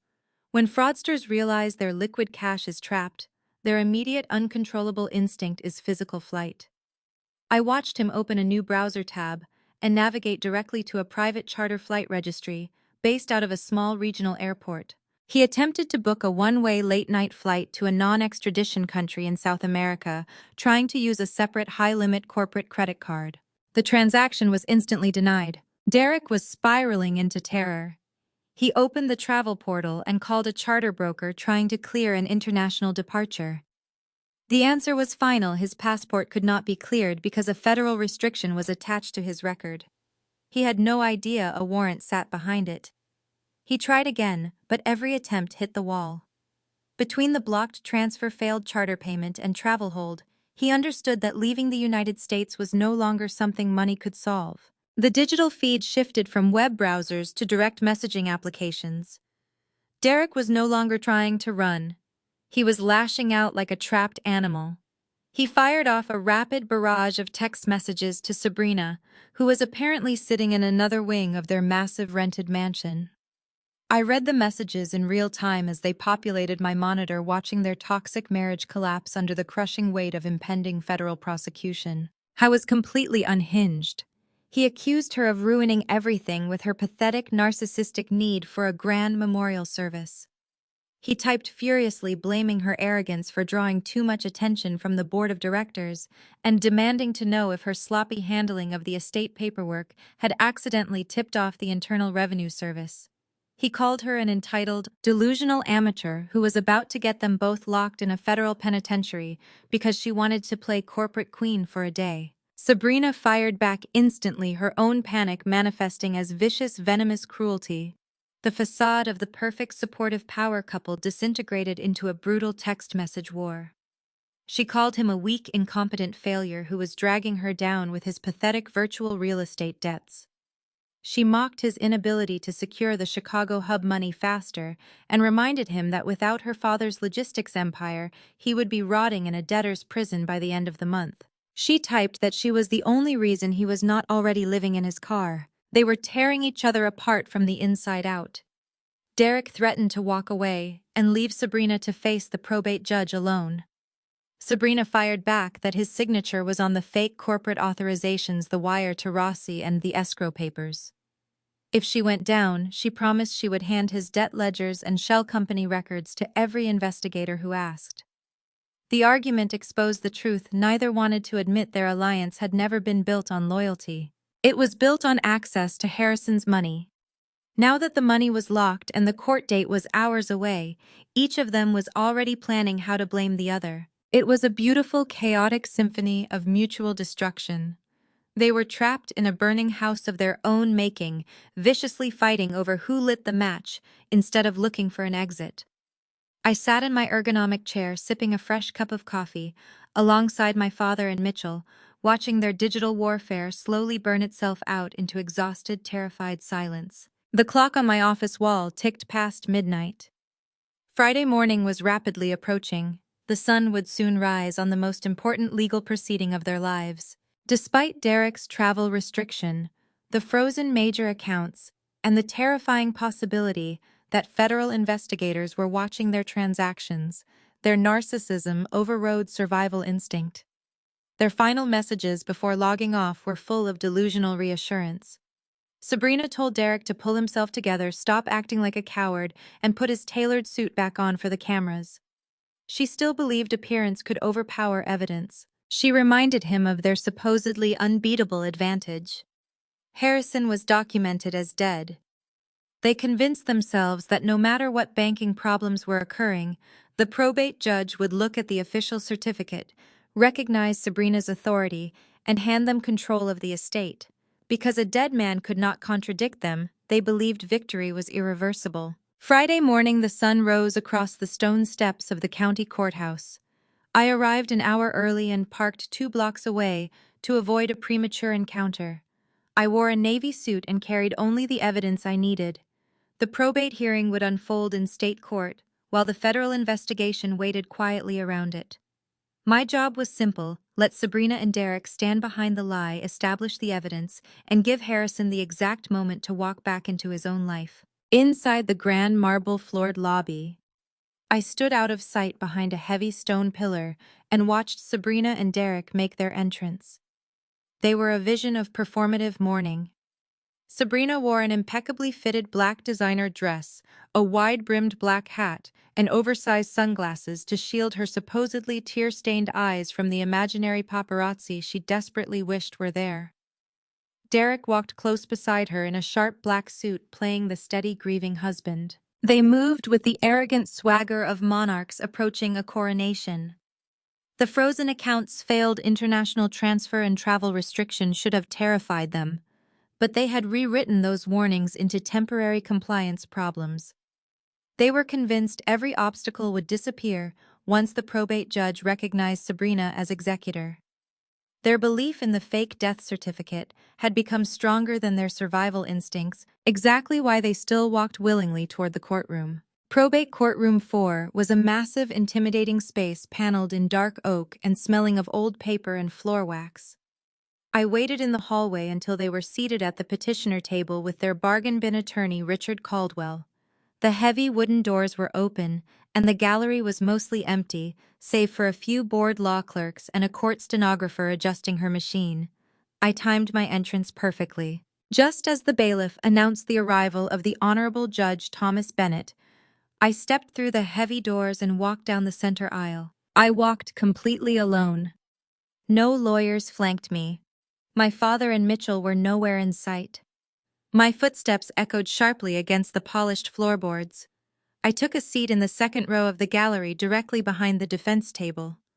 Sabrina turned her head slightly when she heard the noise. When she saw me sitting there by myself, looking completely isolated and legally unrepresented, a wicked, triumphant smirk spread across her flawless makeup. She nudged Derek, who glanced back at me with a look of pure, unadulterated contempt. In their minds, I had shown up to beg for scraps. I was the defeated, estranged sister forced to watch as they legally erased my claim to the family legacy. They thought my presence was an act of masochistic surrender, proving that their ruthless strategy had successfully broken my spirit. I did not react to their mocking expressions. I simply folded my hands in my lap, leveled my gaze at the front of the room, and waited for the show to begin. Judge Bennett took his seat at the high bench, organizing his thick stack of manila folders. He was a no-nonsense pragmatic man with silver hair and a reputation for swift, decisive rulings. He did not tolerate courtroom theatrics, which made Caldwell an incredibly poor choice of legal representation. The judge called the docket number for Harrison's estate. Caldwell practically leapt out of his chair, eager to secure his percentage of the impending payout. He launched into a grand, sweeping monologue designed to paint Sabrina as the ultimate devoted daughter. He formally presented the forged death certificate, citing Dr. Rossi as the attending physician who heroically tried to save a dying man.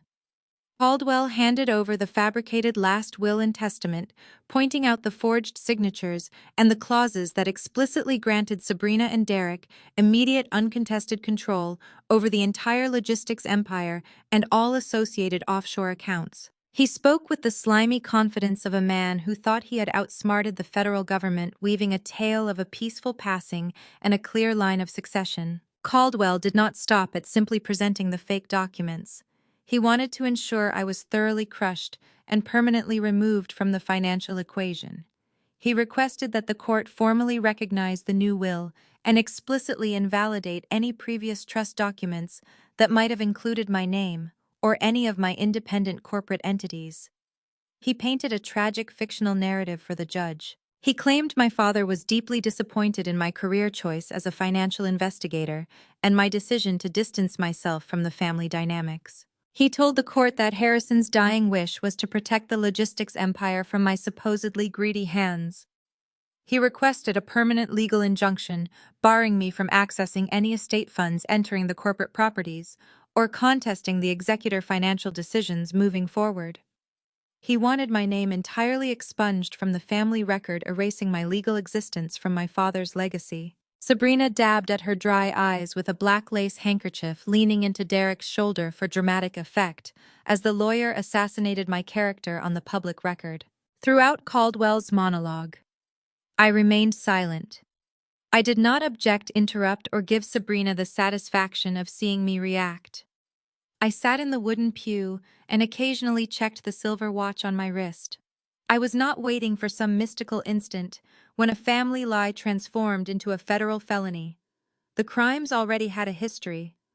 What I was waiting for was the cleanest possible record, a verified probate petition, sworn representations before a state judge, and a request for authority that Derek intended to use to trigger the interstate escrow payment.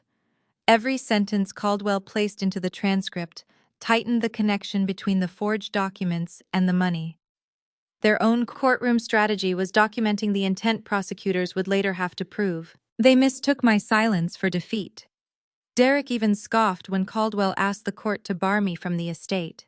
What they could not see was that the probate record was becoming a map of their intent. The forged documents were filed, and now their lawyer relied on them in open court to obtain control of Harrison's assets. If Sabrina or Derek confirmed those facts under oath, the record would become even stronger. They were publicly tying themselves to the fraud they had built in private. Judge Bennett reviewed the paperwork, carefully scanning the pages before him. To a standard probate judge who had no reason to suspect a massive criminal conspiracy, the documents looked completely legitimate. The signatures were notarized by a corrupted official. The medical forms bore the official seal of a licensed clinic.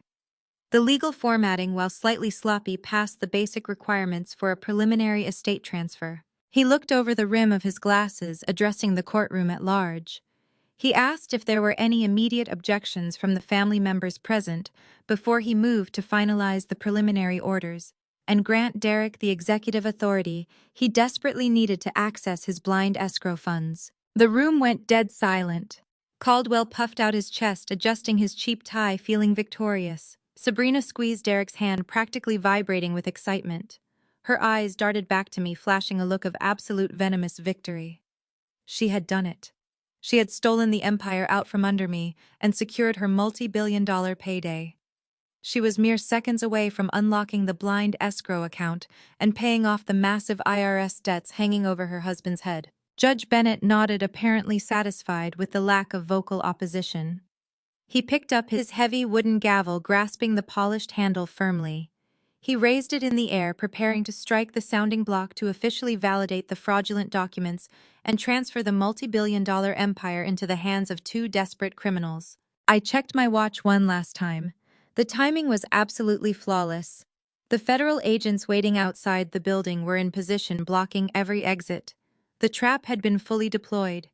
It was the exact moment of maximum leverage, the point where their arrogance peaked, right before the devastating fall. I stood up abruptly. The sudden movement disrupted the quiet, formal atmosphere of the courtroom. The wooden pew creaked loudly as I stepped into the center aisle. My voice was calm, razor-sharp, and devoid of any hesitation, cutting through the heavy silence like a blade. Your Honor. I stated my words, echoing clearly across the vast oak-paneled room, catching the immediate attention of the judge and the court stenographer. I have a physical witness I would like to present. This witness will prove beyond a shadow of a doubt that the death certificate you are currently holding is a complete and total forgery. Sabrina whipped her head around, her smug smile instantly melting into a mask of pure terror. Derek stiffened in his chair, his face draining of all color as his hands began to shake. The gavel remained suspended in the air. The final act had just begun. Caldwell slammed his hands onto the defense table, his chair screeching violently against the polished hardwood floor. "Objection, Your Honor!" he shouted, his voice cracking with sheer panic. "This woman has no legal standing in this court.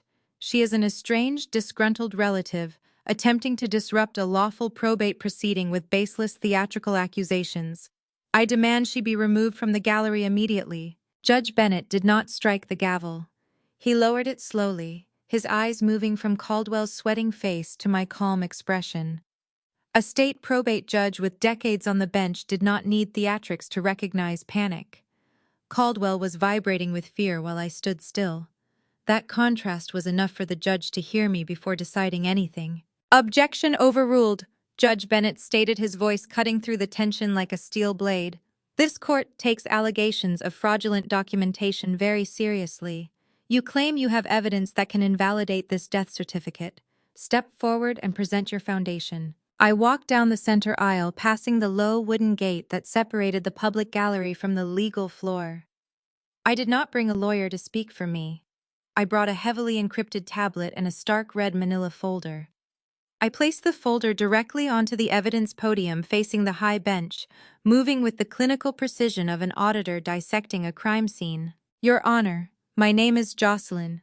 I am a forensic accountant, and I am here to show that the probate petition before you is part of a larger fraud scheme with federal wire implications."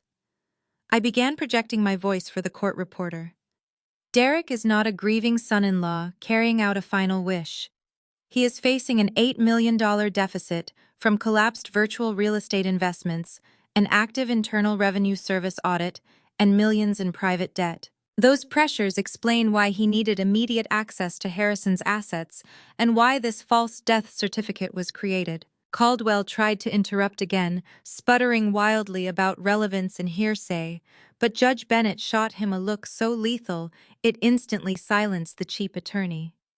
The judge leaned forward, clasping his hands together, gesturing for me to continue.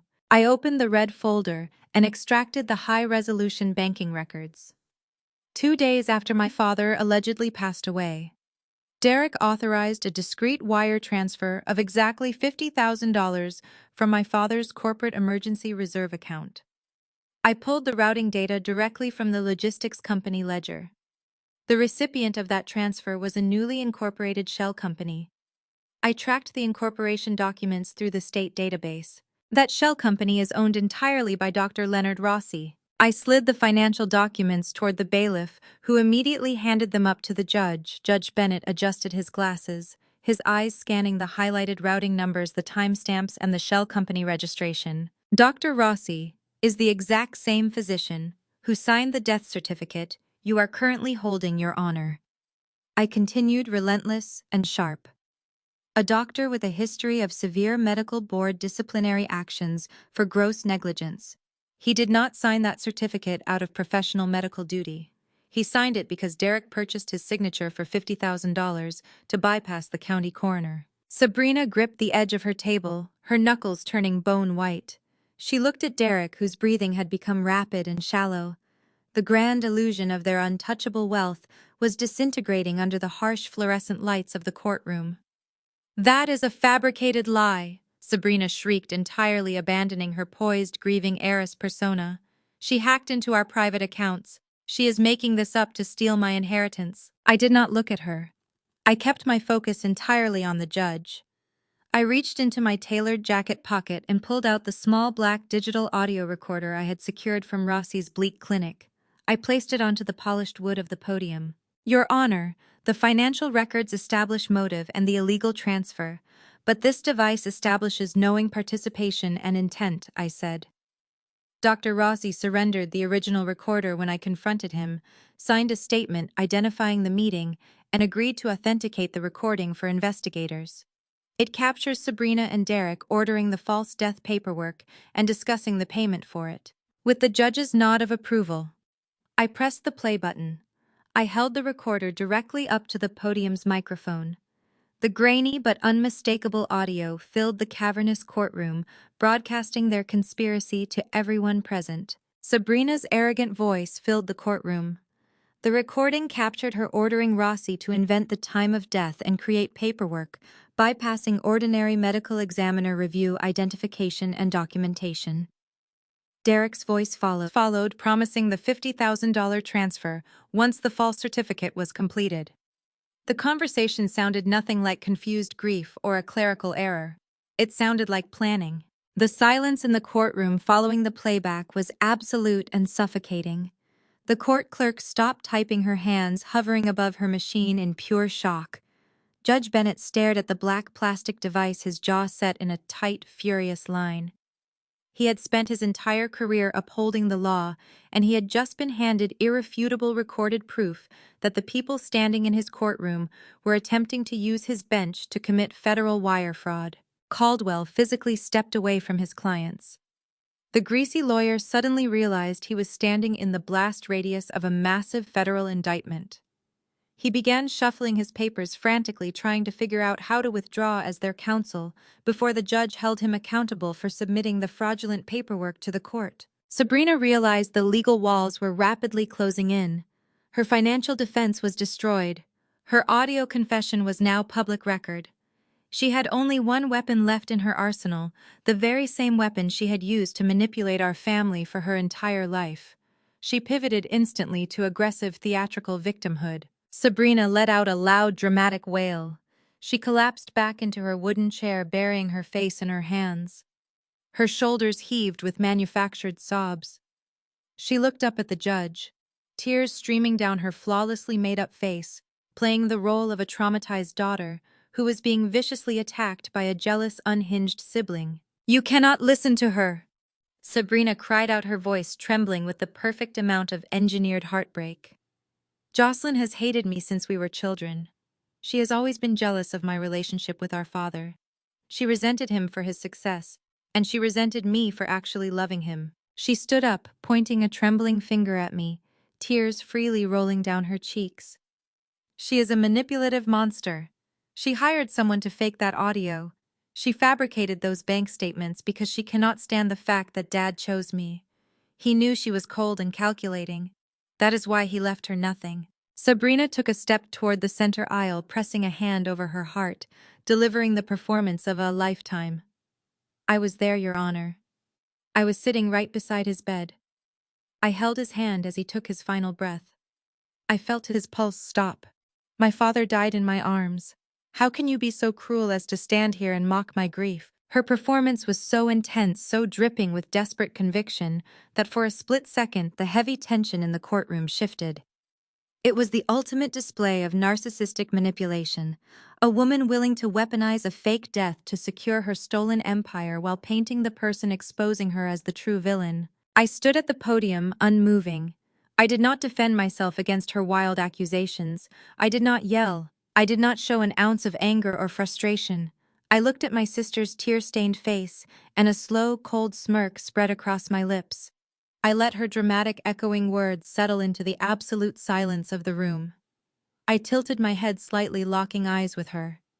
"Is that so?" I asked, my voice dropping to a terrifying quiet whisper that carried perfectly through the microphone. I turned my body away from the judge and looked directly toward the heavy wooden doors at the back of the courtroom. "Dad, do you remember dying in her arms?" The heavy oak doors at the back of the courtroom swung open with a deafening crash. The solid brass handles slammed against the plaster walls, the sound echoing like a thunderclap through the stunned silence of the gallery. Everyone in the room turned their heads in absolute unison. Standing perfectly centered in the doorway was Harrison. He did not look like a frail dying man, nor did he look like a ghost returning from the grave. He looked like an absolute titan. He wore a sharply tailored midnight blue power suit that radiated total, undeniable authority. His posture was rigid, his shoulders broad, and his eyes burned with a cold, contained fury that could freeze a room. Flanking him on his right was Mitchell holding a thick black leather briefcase. Flanking him on his left, securing the perimeter, were two towering federal agents wearing dark suits and earpieces, their federal badges clipped prominently to their belts. The reaction inside Probate Courtroom 4 was instantaneous and entirely explosive. A collective gasp ripped through the gallery. The court clerk dropped her hands from her stenography machine, her jaw unhinged in pure, unadulterated shock. Judge Bennett stood up completely from his high leather chair, his reading glasses slipping down the bridge of his nose as he stared at the man whose forged death certificate rested right on his desk. Sabrina let out a guttural, blood-curdling scream. It was not the theatrical, manufactured wail she had practiced for the board of directors. It was a raw, primal shriek of absolute terror. Her knees buckled beneath her. The physical reality of seeing her very much alive father walking toward her shattered her entire nervous system. She collapsed onto the polished hardwood floor, her expensive black designer gown tangling around her legs. She scrambled backward against the wood, pushing herself away as if she were trying to crawl away from a phantom. Derek experienced a completely different, purely instinctual reaction. The sight of the federal agents triggered his ultimate flight response. He knew his unregulated debts, his audit from the Internal Revenue Service, and his massive wire fraud had just caught up to him all at once. He shoved his chair violently backward, knocking it over and bolted toward the side exit of the courtroom. He did not even make it 4 steps. The two federal agents moved with terrifying practiced speed. One agent intercepted him, grabbing him by the shoulder of his expensive suit and slamming him face first against the heavy oak paneling of the courtroom wall. The sharp metallic click of steel handcuffs echoed loudly over Sabrina's continued shrieking. Harrison ignored the scuffle completely. He walked down the center aisle with slow, deliberate, heavy footsteps. He did not look at the scrambling lawyer. He did not look at the stunned judge. He kept his eyes locked entirely on the woman cowering on the floor. He stopped right in front of the defense table, looking down at his youngest daughter. Sabrina was hyperventilating, her perfectly styled hair falling in messy strands across her tear-streaked face. She reached a trembling hand up toward him, her voice reduced to a pathetic, terrified whisper. She tried to say his name, but the word choked in her throat. "You sent the wrong father to the grave," Sabrina Harrison said. His voice was not loud, but it carried enough force to silence the room. There was no warmth in it, no parental rescue waiting beneath the anger. "You traded my life for a payout," he continued. "You stood before a probate judge and swore I died in your arms. Then you asked the court to reward you for the lie." Judge Bennett finally found his voice. He banged his wooden gavel against the sounding block, attempting to restore order to his completely derailed courtroom. The sharp cracks silenced the lingering whispers in the gallery. The judge looked from the living, breathing Harrison standing in the aisle to the fraudulent paperwork sitting on his bench. The sheer magnitude of the criminal conspiracy that had just attempted to use his courtroom as a weapon dawned on him. His face turned a deep, furious shade of red. Mitchell stepped forward seamlessly, taking control of the legal narrative. He walked directly up to the clerk's desk and handed over the heavy black briefcase. "Your Honor," Mitchell said, projecting his voice with crisp, professional authority, "the man standing before you is Harrison, the sole legal owner of the logistics empire in question. I am his official wealth management attorney. What we have just witnessed here today is not a simple family misunderstanding. It is a highly coordinated, multi-million-dollar federal fraud scheme, and we have brought the receipts. Mitchell opened the briefcase and began laying out the final undeniable pieces of our trap. He did not just expose the forged death certificate, he exposed the entire rotten foundation of Derek and Sabrina's lives. He presented the judge with the certified undeniable proof of Derek's massive bleeding financial deficits. He laid out the $8 million loss from the collapsed virtual real estate investments, showing exactly how their digital assets had become entirely worthless overnight. He presented the federal tax audit notices proving Derek was days away from having his physical assets seized by the government. Then Mitchell delivered the financial kill shot. He produced the Apex Horizon escrow contract Derek had signed. Your Honor.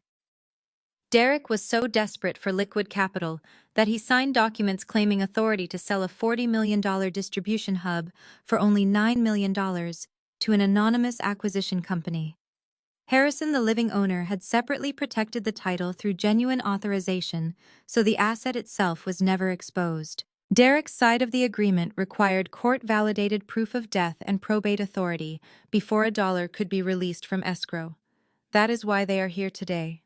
They needed this court's recognition of the fake death to trigger the $9 million electronic transfer. The courtroom was paralyzed by the scale of the deception. Caldwell, who had swaggered in only minutes earlier, pressed himself against the wall, trying to create distance from his clients. Sweat ran down his face as he realized he had presented forged legal documents to a judge and repeated their claims on the record. Whether he had knowingly joined the scheme would be investigated later, but a state bar inquiry and possible criminal scrutiny were now unavoidable. Sabrina remained on the floor weeping uncontrollably, the reality of her total annihilation finally sinking in. She had walked into this building believing she was an untouchable multi-billion-dollar heiress. In a matter of minutes, her entire existence had been vaporized.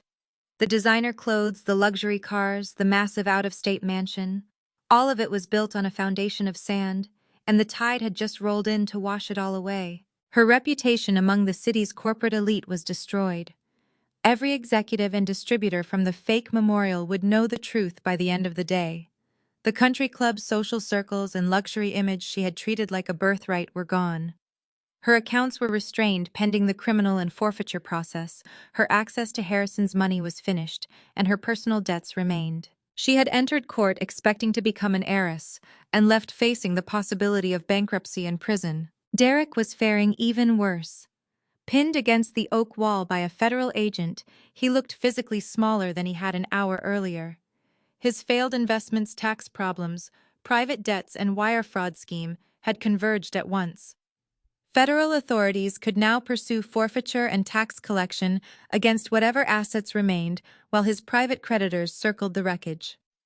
He had spent years dressing like a powerful broker. Now he was in handcuffs, broke, and dependent on court-appointed or affordable counsel because the money for a glamorous defense no longer existed. I stood by the evidence podium, my arms crossed, watching the utter destruction of the people who had tried to erase my father and steal my legacy. I did not feel a single ounce of pity. They had orchestrated this entire nightmare with calculated malice. They had mocked my career, belittled my independence, and tried to throw me out onto the street with absolutely nothing. They had built their own gallows, tied their own noose, and eagerly kicked away the chair. I simply provided the documentation. Judge Bennett looked down at Sabrina, his expression reflecting pure judicial disgust. He did not offer a single word of comfort or leniency. He turned his attention to the federal agents securing the room.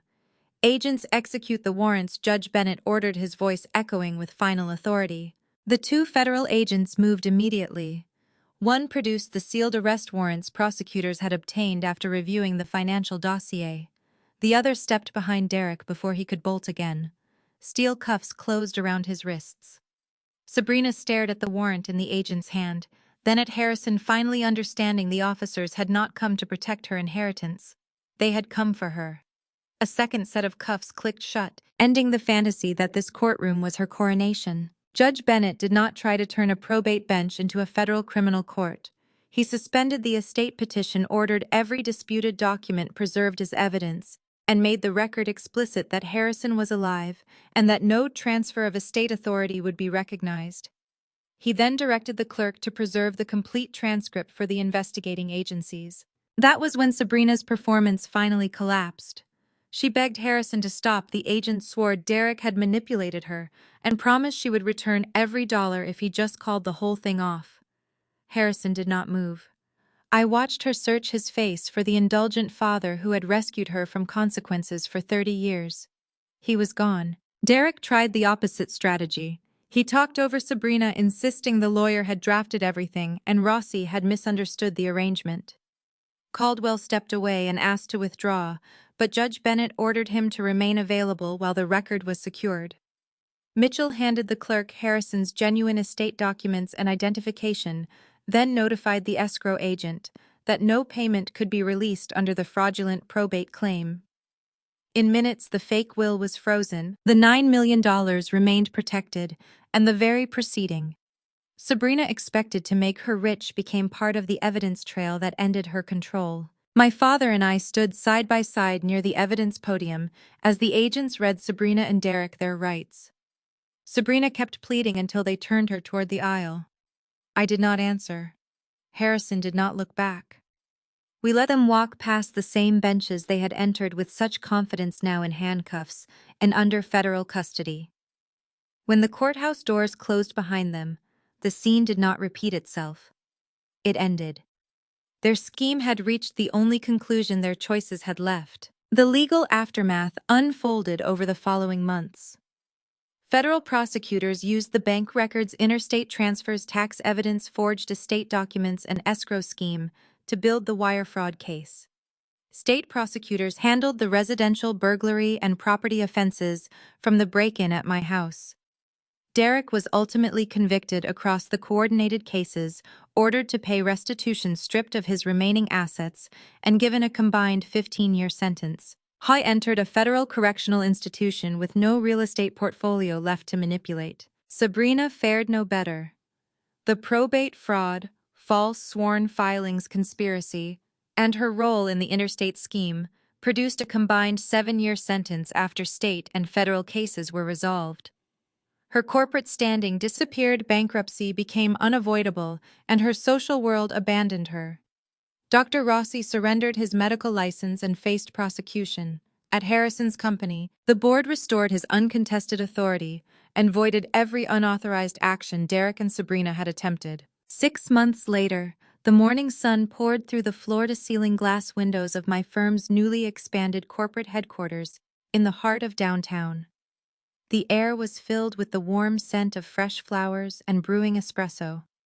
Dozens of prominent civic leaders, corporate executives, and legal professionals gathered in the main atrium for a special ceremony. My father and I stood together at the front of the room behind a podium bearing the insignia of our new initiative, the Harrison and Jocelyn Foundation for Financial Justice. We were officially launching a dedicated $1 million nonprofit fund designed to provide pro bono forensic auditing, legal defense, and emergency financial assistance to vulnerable individuals and family members targeted by corporate fraud and elder abuse. Harrison stood beside me, looking healthier, happier, and more energetic than he had in years.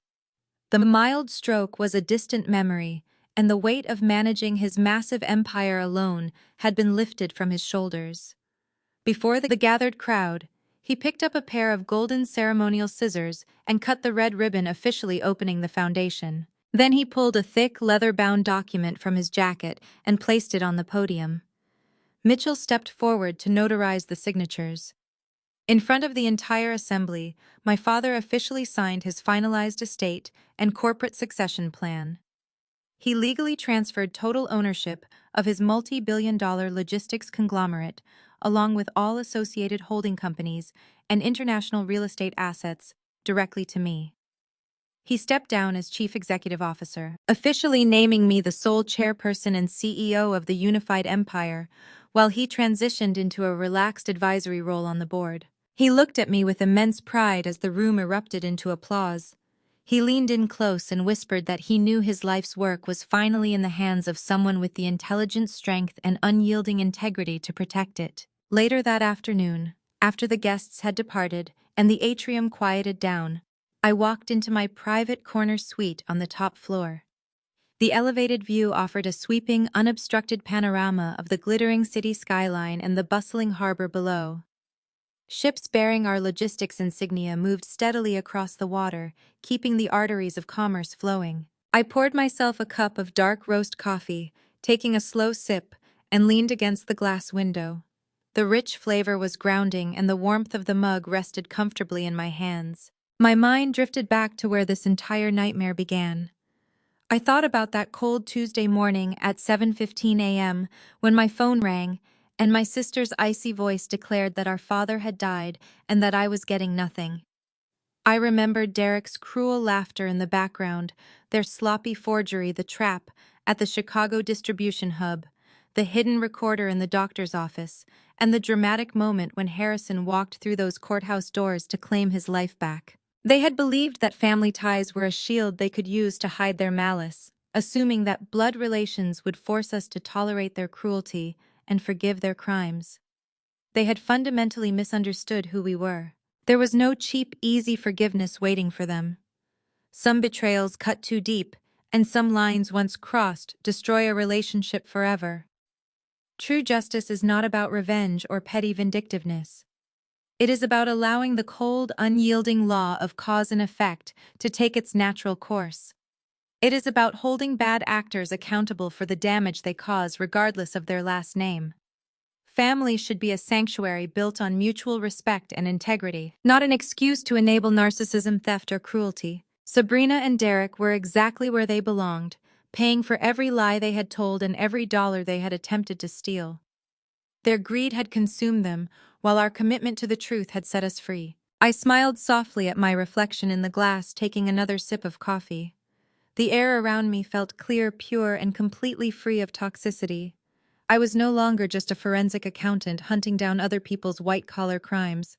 I was the leader of a thriving global empire, a protector of my father's legacy, and the master of my own destiny. I set my coffee mug down on the mahogany desk, smoothed my jacket, and turned back to face my workstation. A bright new day stretched out before me, full of endless possibility, and I was ready for every single second of it. The gripping saga of Jocelyn and her father Harrison leaves us with a profound realization: sharing DNA with someone does not grant them a free pass to inflict harm, manipulate, or exploit. For too long, society has peddled the myth that family is family, implying that we must endlessly forgive toxic relatives regardless of their actions. However, this story powerfully dismantles that notion. The core lesson here is that true respect and integrity matter more than bloodlines. When Sabrina and Derek allowed their sheer greed to override their basic humanity, Jocelyn didn't respond with blind emotional vengeance.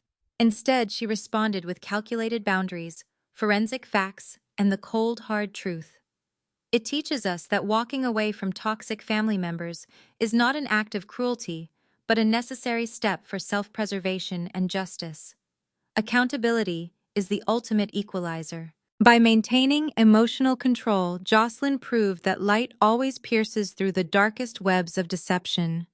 You have the absolute right to protect your peace, your assets, and your legacy from anyone who seeks to diminish it. Take a moment today to evaluate the boundaries in your own life and bravely distance yourself from anyone who costs you your peace.